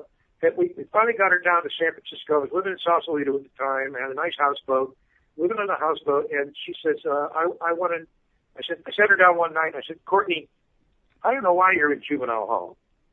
I got her out actually, but why you were in juvenile hall? And she said, because Mom says there's no money. I said, there's millions of dollars out there in your name. She said, no, Mom said the money's all gone. So I got outraged, and I made a giant mistake. And folks, if you ever want to get revenge by hurting another person and don't do it because it's going to kick back on you. Here's the deal. I said, okay, well, I so happen to know out of my dead contacts in San Francisco that one of the girls that works at Wells Fargo Bank is one of Courtney's estate accountants, estate advisors. So I made an appointment with Wells Fargo, took her over to San Francisco. She went in rags, and I tried to buy her clothes. She didn't want me to buy her any fake Macy's clothes. She wanted whatever it was, grunge stuff, and I didn't have the money to buy that because I couldn't. Anyway, I got her in the bank. She goes in there for about a half an hour. She comes out, and she's ash white, ashy. And I said, what happened? She said, I am a millionaire. I got about $3.5 million in the bank. Okay, this was 76. So you can do about triple that. So it looked like she had like 7 or 8 million when she was 13. Right. Or 14. So she went, instead of saying, okay, thanks, Hank, she said, screw you, man. I'm going to cut out. I'm going to get emancipated. So she went to her lawyer, got emancipated, and sued her mother. And the mother came through with about $20,000 a quarter for about $80,000 a year, something like that. In those days, okay, she comes to Ireland and lives with me for a while. That worked out okay. Now she wanted to go and hang out with the rock stars in Liverpool. That worked out okay. So we took off and came back to the States. She comes back to the States. She still wants to come and live with us. She tracks me down in Menlo Park, where I'm now working as an editor for Dr. Dobbs' journal. It's a software journal. And InfoWorld, also InfoWorld magazine, and a couple others. I'm writing. That's what I want to do. So she shows up. It's 1984. She's living in Topanga Canyon, and she turns into this kind of wacky, crazy person that had nothing to do with the way I raised her or even any way her mother raised her. So somewhere between the time I got her out of juvie, which was like 76, I guess, and the time, about 84, 83, the time that they were starting to form Babes in Toyland, Sugar Babylon, Sugar Babies, that group, in that period of time, she started doing heroin. And that changed the whole thing, scared the hell out of. She went to live with a girl that we were living with for a while, and I call her Francie Marson because I don't want to give her a real name. She's still alive, but she's a very dangerous person. She's the one who got me interested in ritual homicide, by the way, way back when. So I could tell you another story like that, but it's off the point. So, now Courtney's acting really strange, and I can't figure it out. So we just started moving. We sold the house in Menlo Park and moved to Los Altos, and we hid out from there the whole time. And then the next thing you know, she marries Cobain. Okay, well, hold on a second. Now, she was 13. She finds out she has about $3 million, and she goes right away. She emancipated herself at what age? Well, when she found out that, I'd say she was about 15 and a half, going on 16, and then she got the money, started getting the money coming in when she was 18 or so. Wow. Okay, and then she got addicted to drugs after that. Okay. Well, yeah. Now, but that gave her a taste for big bucks. She wants to always have big bucks. And she learned, this is good. Being rich is good. I like being rich. So, she just would spin, and then she found out that in movies the royalties stopped, but in rock and roll the royalties just keep on going. So she went to the movies for a while for her own vanity, and then she was pretty good. And then next thing you know, she starts her own rock band, and she marries a guy that's going to have royalties forever. And Nirvana makes 25 cents per airplay per market, 20 times a day per market. So added up, it's a couple $1 million a day. Who knows? No, that's not true. It's a couple thousand a day for sure. Just on spills like a Teen Spirit alone. So, and she used to get that money, and then the good news was my granddaughter sued her, just like she sued her mother. Yeah. And won. And so now... Fentanyl. It could be hiding anywhere, including in your house, including in your medicine cabinet, or maybe at a friend's house when you're hanging out, playing games, and get offered a pill. Don't take chances. If a drug didn't come from a pharmacy directly to you, you can find fentanyl using a simple strip you can pick up at your local pharmacy. Don't take it until you test it, because fentanyl can be hiding anywhere. Brought to you by the Georgia Department of Behavioral Health and Mental Disabilities. When you work in tech at Cox, you get to do meaningful work every day. You get to be the biker who codes as fast as he rides, crafting advanced tech solutions that transform car buying. Or a guitarist who develops harmonious apps and websites, connecting people to people and businesses, all in real time. A savvy soccer mom running solution sets as passionately as she runs gameplays. Be the super secret keeper, designing cybersecurity systems to protect private data and websites. A planet protector, expanding EV battery life and inventing more ways to build a better future for all. When you work in tech at Cox, you get to do career-defining work that solves the greatest problems of our time. Join us and connect to work that improves lives, including yours. Learn more about our family of businesses at cox.career/tech. At your job, do you ever have to deal with a nose roller? How about a snub pulley? Well, if you're installing a new conveyor belt system, dealing with the different components can sound like you're speaking a foreign language. Luckily, you've got a team ready to help. Grainger's technical product specialists are fluent in maintenance, repair, and operations. So whenever you want to talk shop, just reach out. Call, click Grainger.com, or just stop by. Grainger, for the ones who get it done. Francis gets all the money for most of it, and that's the way it should be, because that's what Kurt wanted. You know. So I'm sorry I didn't answer your question, but no, we're doing good. We're doing good. We're getting a lot of information out there, okay, and we have plenty of time. So now was she wealthy? Did she have any of that money left when she marries Cobain? Not really. It sort of got shot down to a really minimum flow. And then when the Vanity Fair article came out, she might have had some of it to begin with, probably a semi-annual payment. But don't forget, the payments didn't increase. They just sort of stayed the same, and the economy went all around it, so the money didn't go as far as it used to, you know. Gotcha. So we're living on there has been, if you're living on a 1983 year, in a 1963 trust fund. So she cashed that in, and her mother told her she didn't have any more money left, and there was no way she could check it, so she just took what she could and started to make money herself. But she did get the bug to have the big bucks.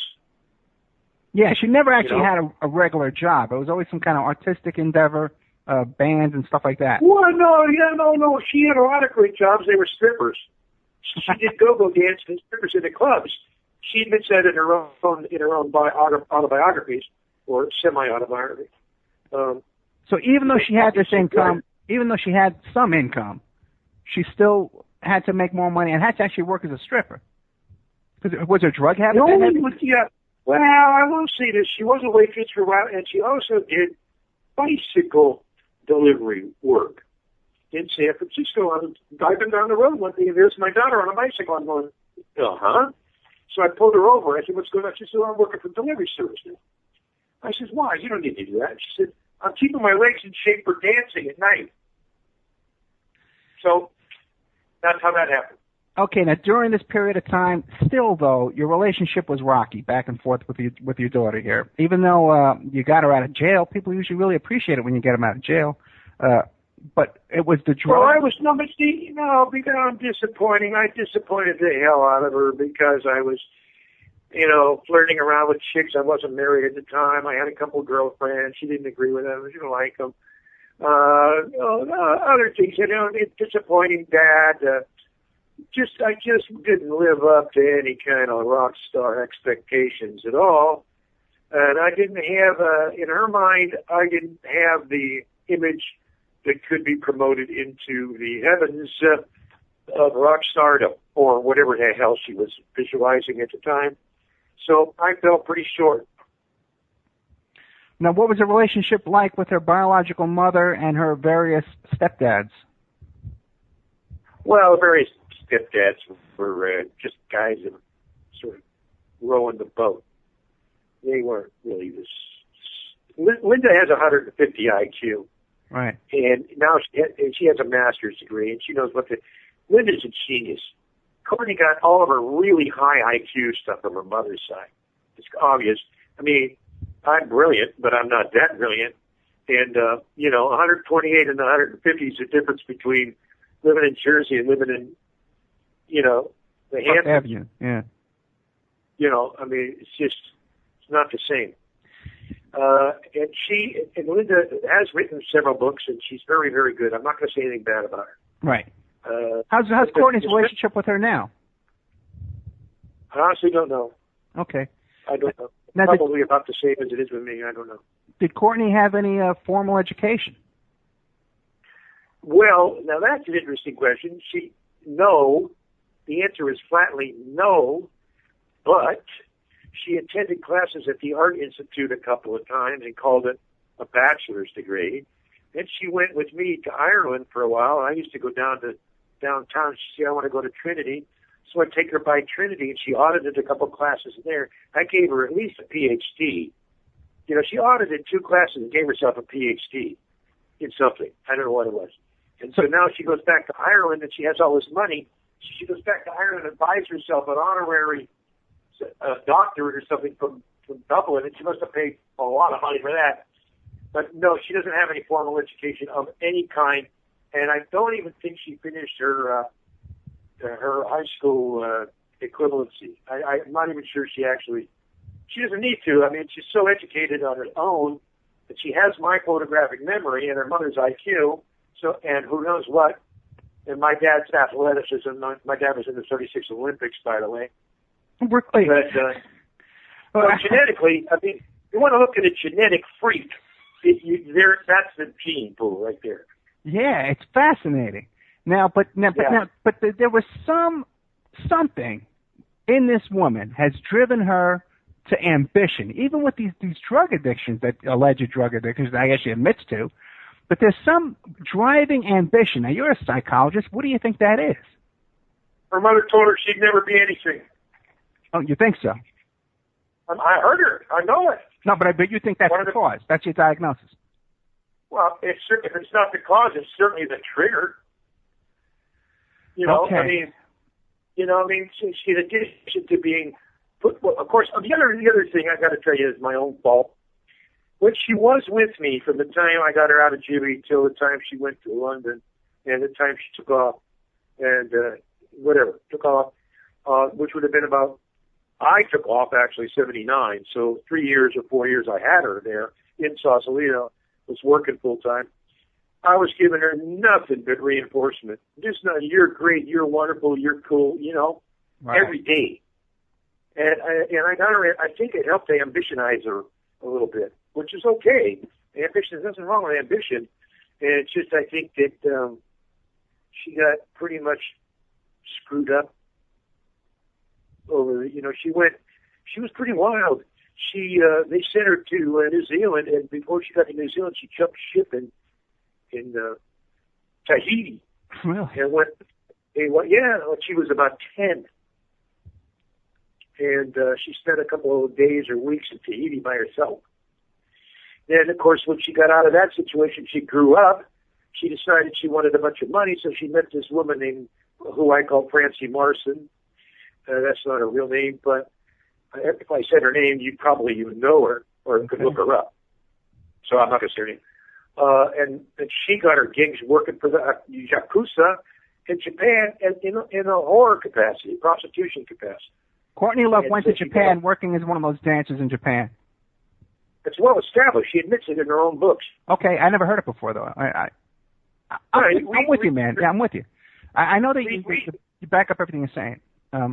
Poppy C. Bright. She wrote a book with Poppy C. Bright called, I don't know, whatever. I forget the name of the book, but I'm the worst guy in it. She spends hours putting me down. Although she falls short of seeing, I give her acid. Right. But just there's ways to put me down, and they're all wrong. But, and I lost a lot of money on that one, too. And she's almost like challenging me to sue her so we can go to court at the zenith of her career. And I said, no, I'll wait till the airplane hits the mountain, then I'll sue you. I told her that. And so far the airplane hasn't hit the mountain with her in it anyway.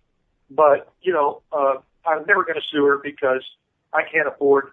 She could knock me down with one stroke of the pen with all the money and power and fans that she has. And she has a lot of people, by the way, that she has dirt on.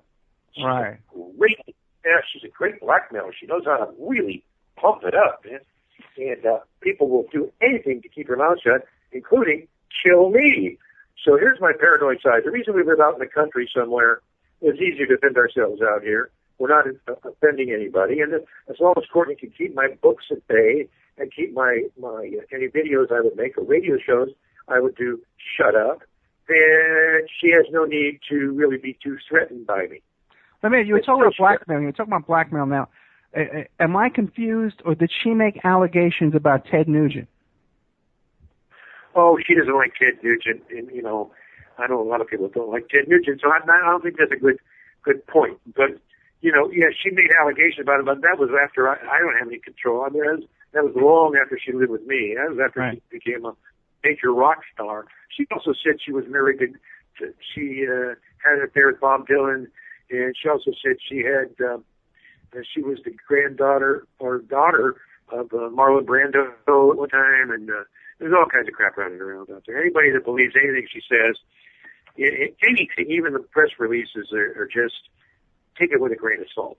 Gotcha. Do you have any connections to Brando? No. Okay, just checking, man. Just checking, man, I'm a horse farmer. Okay, just checking. Now, Courtney Love she has a reputation of someone who takes revenge.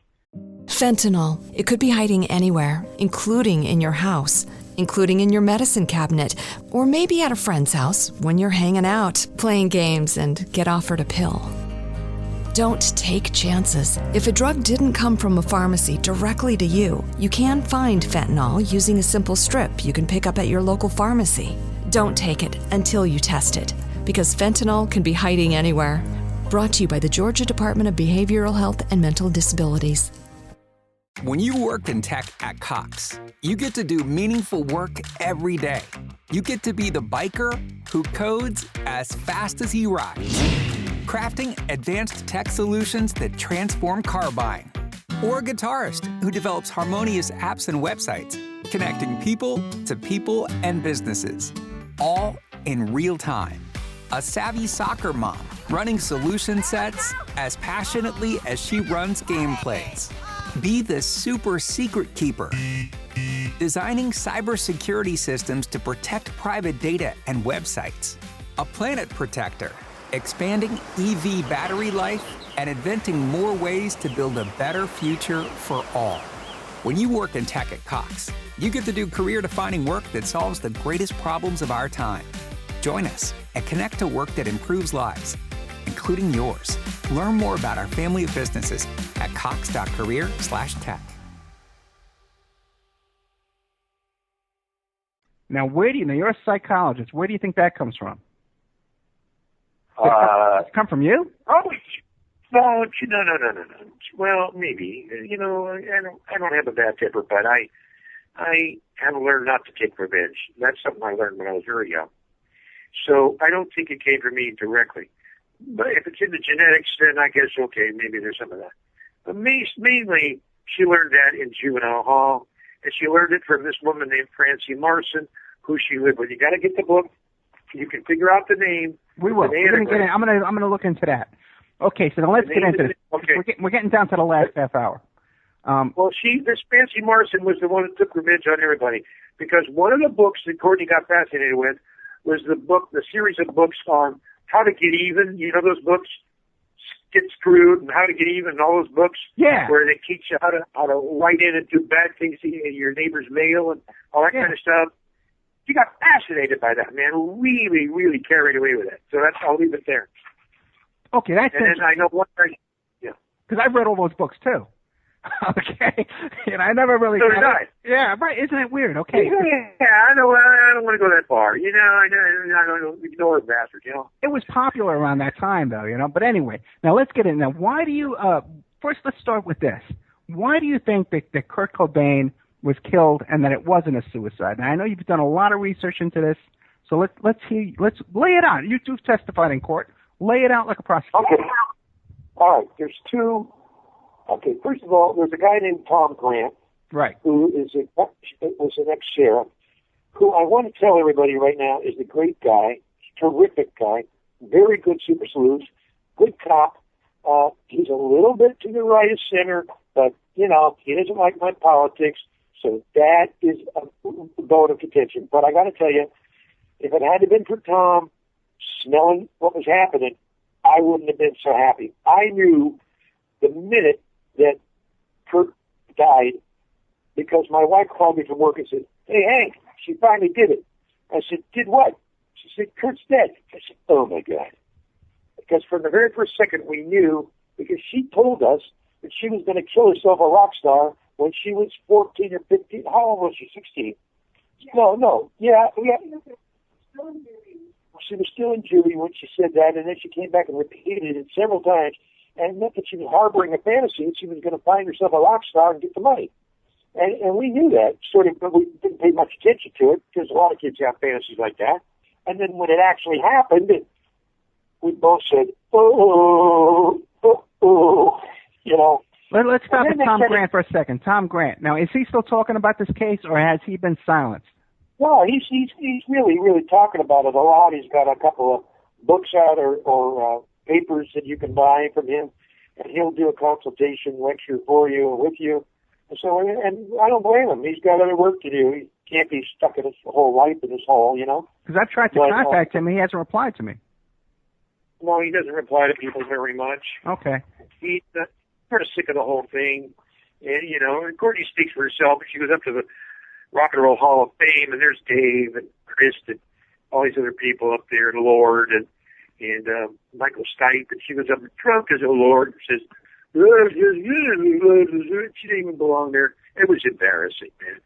And the reason my granddaughter wasn't there, because I bet you any amount of money that little granddaughter is, Frances Bean, is very, very embarrassed.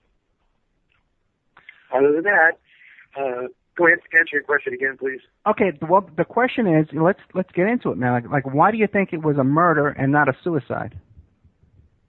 Well, what the problem was is that Grant thinks I'm sort of honing in on his territory, but the truth is I had already, as you brought up earlier, had already done a lot of ritual homicide work years and years before I even met Kurt or heard of Kurt. So when he died, I started looking for ritual or some forensics, hyper-forensic, that is forensics other than just a crime scene, and I started to equate the sociological factors, whether or not a guy would kill himself with a newborn baby who he professed to love, and the guy would never kill himself. So I got right there sociologically. I figured this guy's never going to kill himself. He's my grandson, my son-in-law. This guy's my son-in-law, and I'm thinking this guy would never do that to his daughter. Because everything I heard about it, even through my mother and other people who didn't meet all those people, was that he loved her very, very much. So, Courtney must have got jealous of the baby, which can happen. So, we're not sure of that, but that's one of the things. So, then I started sniffing out, and then Tom started releasing data. And then the Seattle police started releasing data. And I started compiling a dossier based on the data, and the statistical probability of Kurt Cobain killing himself would be about 3,000 to 1 or 20,000 to 1 against, as it stands. Now, if you added, there's a computer score on each of the forensic things. But there's another thing that went on. Other people died subsequently and on down the line.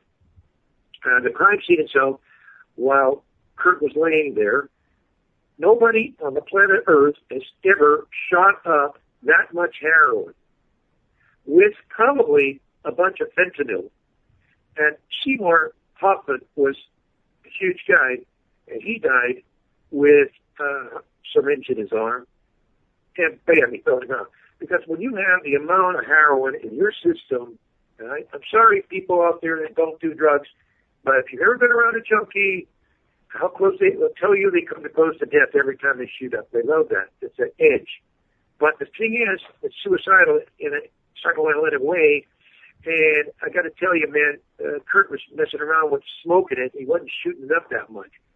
So when they found the body, they found this very neatly reconfigured cigar box with the tourniquet put back in it. And all of the stuff laid out in a nice little half-empty Barks root beer bottle can, and all that stuff. They laid out nice and neat. And so Tom said to me when I was still talking to him, yeah, did they check the blood that came out of the back of his head? There was almost none.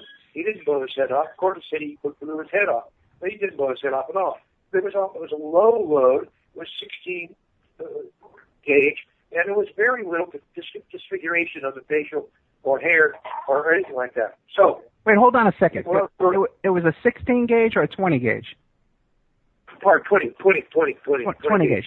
Now, let me ask you another question, too. Because now in the Nick Broomfield documentary, he makes a big deal out of saying, oh, this doctor did a study where this other guy took more heroin, and look, he can stand on one leg. What is your response to that? I think that's a pile of crap, because if it was the amount of heroin that he took, you see, the word more, that's why I'm a little bit distant at him, because more heroin, and it doesn't really tell you where that study is, so you can't double check it. Right. And also, I don't know what more than what? More than they say he took, or more than the actual blood test showed? Because the blood test showed 10 times the lethal dose in Kurt's system, with 2 injection sites in the wrong arm. Take your left hand, think of yourself as left-handed, and try to shoot yourself in the left arm. You hit yourself in the shoulder. You can't inject it.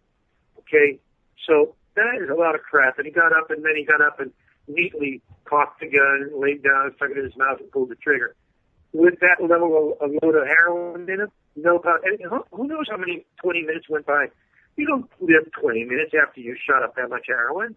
The guy on one leg probably died after he stood on one leg. You know what I mean? It's not been proven, but the forensic evidence is definitely leaning towards the absolute death was suspicious, and the amount of heroin they got in him. Well, I figured that out too, and Tom doesn't mention this, but I figured out that Courtney was messing around with a drug called fentanyl, and so was Seymour Hoffman, by the way, and it's very lethal stuff. And they mix heroin with it. If you mix heroin with fentanyl, you'll die if you get enough of it. Really? I'm not familiar with that, but I did hear that there was diazepam, that he had Valium in his system as well. Yeah, he still had some Valium in his system from the escape that he made from the, they gave him a 5 or 10 milligram Valium down in L.A., and that stays in your system 3 or 4 days. So when he escaped from the rehab down in L.A., he got on the airplane, he had a little bit of Valium. And that showed up on the test. But that doesn't have anything to do with the heroin. Gotcha. It might potentiate the heroin. It might potentiate the heroin even worse, but I don't think so, because he was smoking it. Fentanyl. It could be hiding anywhere, including in your house, including in your medicine cabinet, or maybe at a friend's house when you're hanging out, playing games, and get offered a pill. Don't take chances. If a drug didn't come from a pharmacy directly to you, you can find fentanyl using a simple strip you can pick up at your local pharmacy.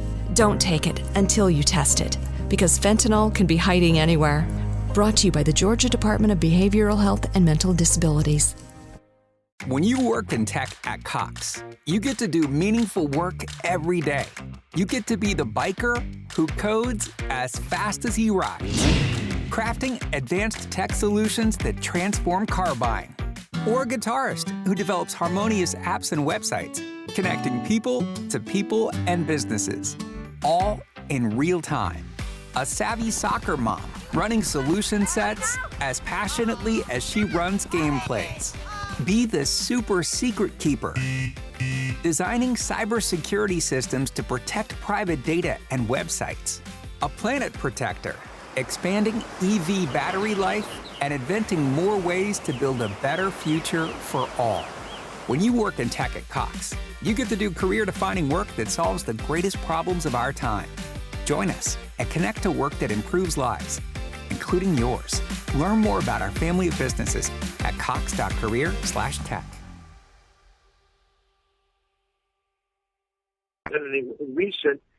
The only 2 marks that were recently on his body, according to the examiner, were on the wrong side, and it's impossible. So somebody shot him up, and then they took him up there and put the thing in his mouth. And I'm not seeing Courtney pull the trigger on it, by the way. You know, I don't think she would have anything to do with a gun. But she had people around her that knew a lot about guns. And if you call away or write away for the book, Love Kills, The Assassination of Kurt Cobain, you will see the people who were around guns at that period and where they are now and how they got the guns and so forth. Now, one last thing I want to tell you about the gun issue is that the reason I called it an assassination as opposed to a murder is because I think there's political involvement in there, not Democrat or Republican types of politicals, but Kurt was an firebrand. He was a guy that was trying to motivate kids to get up out of their lethargy and make some statements, political statements, like Bob Dylan would do. You know? Okay. And like the Grateful Dead, even though he didn't like the Grateful Dead, he knew that his job was to get people up off their asses. So, and he was doing that. So a lot of people, I think a lot of people skipped over the fact that he was political, and that's why I call it an assassination. Yeah, there's been a lot of mysterious deaths of rock stars and musicians and stuff over the years. That deaths and overdoses, all kinds of stuff. Jim Morrison, the whole bunch.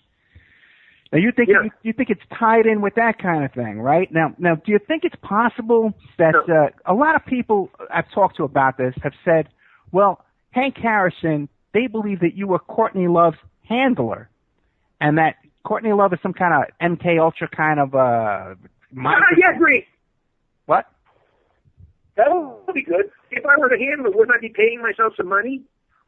What? I'm not telling you what I think. I'm telling you what I've heard. Do you think it's I'm telling those people. Yeah.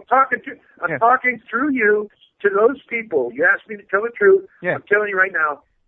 I'm broke. We're on SSI. We barely get by. So then it's not you. But do you think that there was that? Is that possible that she's some kind of an MK Ultra kind of a mind control victim? That's absolutely. But it wasn't where you think it was. It was in Oregon.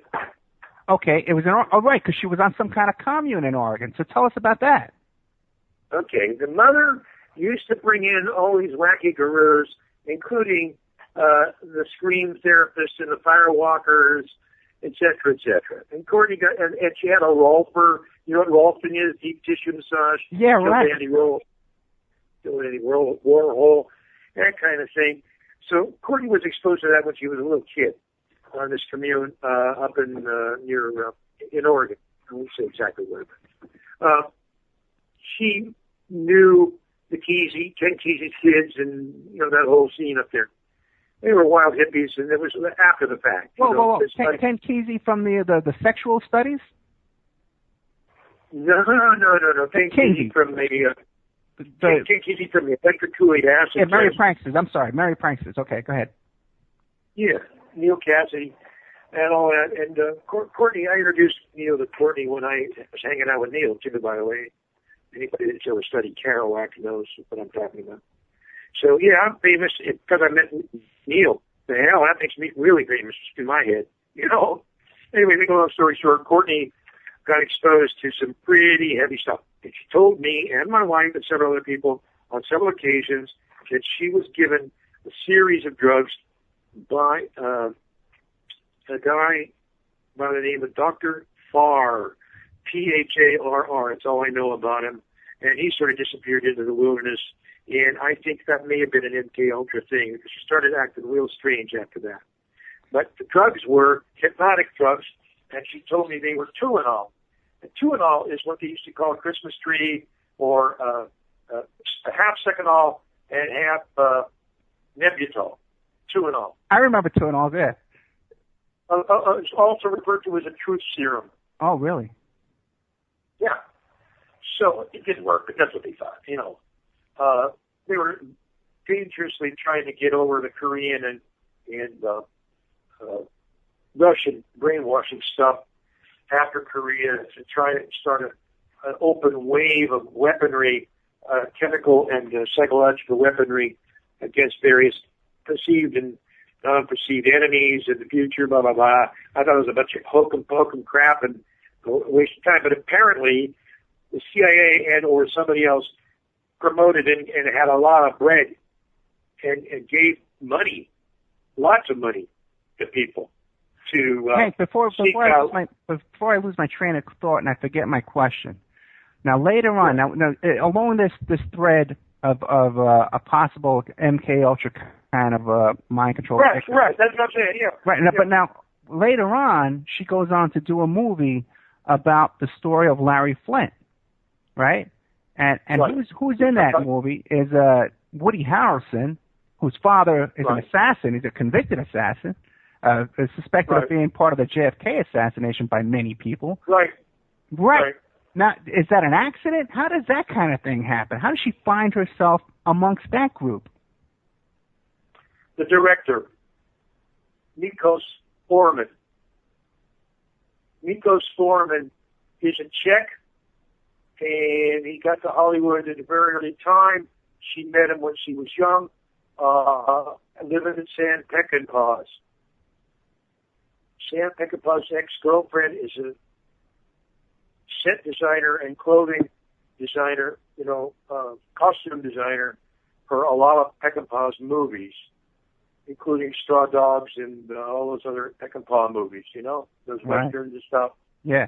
And you can look it up. And if you want, I'm not going to give you the name, but you can find it really easy. If you just look up costume designer Sam Peckinpah, you'll see her there. She was the one that got hold of Courtney and started introducing him to all these people down in Hollywood at the time. And she talked to me on the phone one time. I was trying to find out where she was because she ran up a big phone bill on me. So I used the phone bill. Yeah, she did, and I ran up. That's how I tracked her down. And I kept tracking her down. And I said, look, if you're going to use my credit cards, stop. But why don't you get somebody to pay them because I'm getting broke here. It was thousands. In those days, it was 82, and it was thousands of dollars on the phone. I remember. And she said that she had stolen wasn't supposed to be that way because she managed to take one of these guys that she was sleeping with, one of her customers, when she was tricking. She got a list of free telephone numbers off this telephone guy who was a telephone executive or something. So she had all this going for her. And so I said, well, what are you doing? She said, I don't know. I'm going to let you talk to this woman. I won't mention her name. She called me on the phone about 5 minutes later and said, get out of our lives. You are killing Courtney. You'll never call her again or I'll have you assassinated on the spot, period, and she hung up the phone.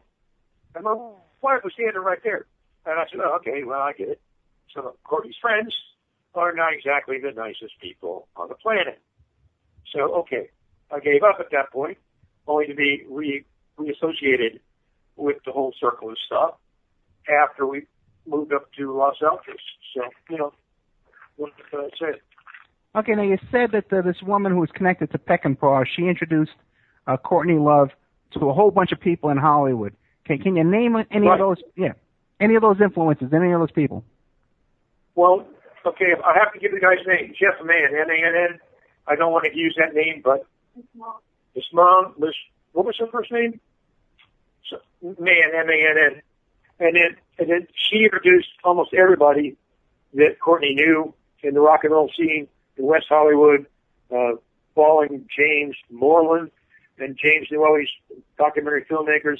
And then Courtney started wanting to be a movie star, so she started auditioning, and she got into Brewster's Millions in the crowd scene and several other movies that she wrote us about. And I checked it out, and there she was. So I know she was doing some bit acting for a while there, And so she doesn't talk about that now, does she? I'm sure that if you confronted her, did you ever do a bit part in a movie, she would say yes. She would tell you yes. I don't think she'd be ashamed of it. Let me ask you a question. Now, are you willing to do the after show with us and take some calls from listeners and stuff? Sure. Sure. Oh, man, I love you, man. I love you. I'll tell you why. You know why? I want to hear what they think.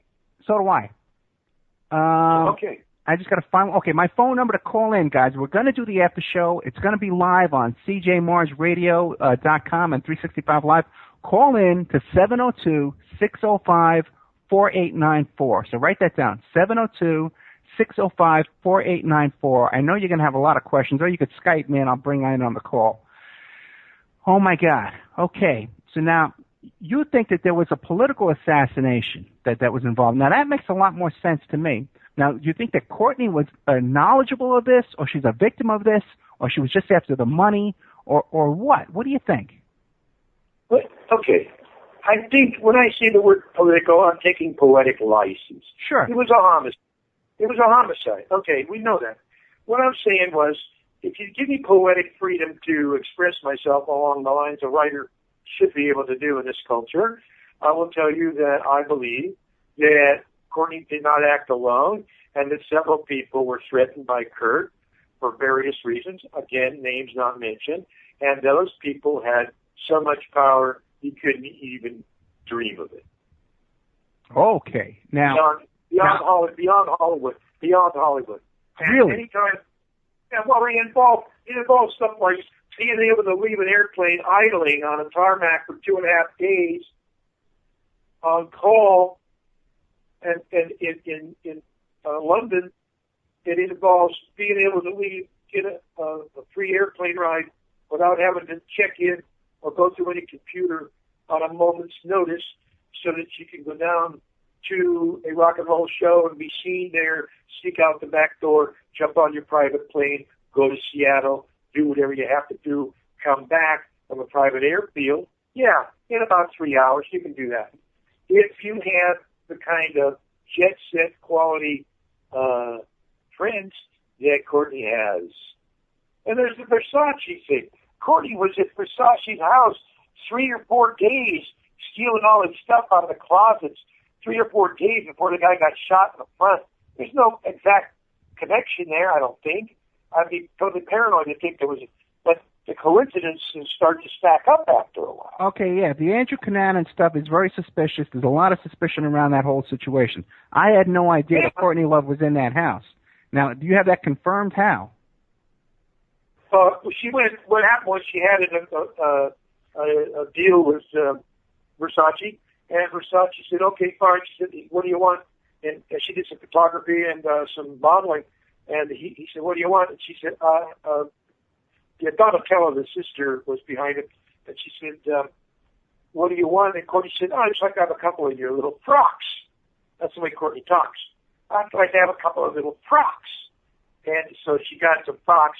So the way I heard it, and this is secondhand, I must admit, but it's pretty reliable, she went into the mansion and got as many frocks as she could cram into the back of a rented van. Was that reported in the news, any of this? No, man, this is all stuff that came to me directly from reliable sources. Okay. They could tell me because nobody believed them either. They wanted somebody to believe them. Okay, so but there's no report that Courtney Love was in Versace's house before he died. I'm sorry. I don't care. No, I'm just asking you. Yeah. My story, and I'm sticking to it. Okay, that's great. That's big news, man. Okay, it is a news story. It is a news story. There's another story. Related to the Versace, and that is this. Cunanan was in San Francisco, and apparently this Frenchie Marson and or Courtney introduced somebody to somebody who got into the pants of somebody. Okay. Now you're saying that Cunanan, you're right. Cunanan was from San Francisco. How the hell he got to Florida is a whole other story. Nobody really knows, okay? Well, he was on the run. Right. He was on the run. And then he was able to get around pretty well. He was tricking. He was a gay tricker, hooker, and high class gay prostitute. And he was Versace introduced him.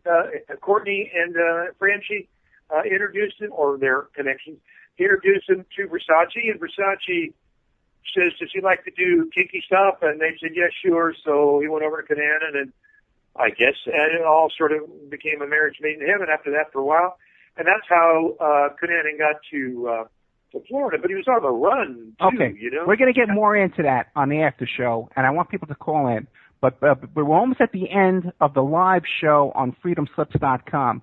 Now, I want you to get out all the stuff you want to promote, your books and your websites and stuff like that. So now you have free reign for the next couple of minutes until we get into the after show.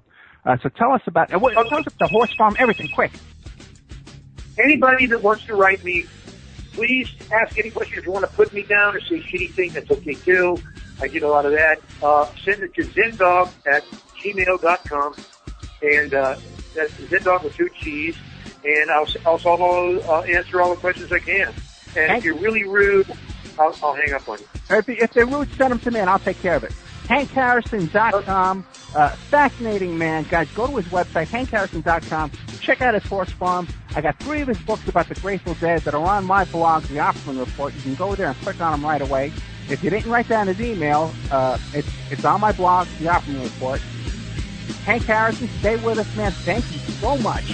This is great information. And we'll see you guys next week. I got Tim Singler next week. You're going to love it.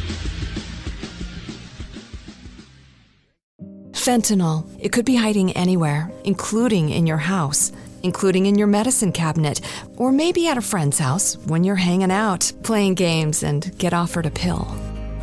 Don't take chances. If a drug didn't come from a pharmacy directly to you, you can find fentanyl using a simple strip you can pick up at your local pharmacy. Don't take it until you test it, because fentanyl can be hiding anywhere. Brought to you by the Georgia Department of Behavioral Health and Mental Disabilities. Fentanyl. It could be hiding anywhere, including in your house, including in your medicine cabinet, or maybe at a friend's house when you're hanging out, playing games, and get offered a pill. Don't take chances. If a drug didn't come from a pharmacy directly to you, you can find fentanyl using a simple strip you can pick up at your local pharmacy. Don't take it until you test it, because fentanyl can be hiding anywhere. Brought to you by the Georgia Department of Behavioral Health and Mental Disabilities.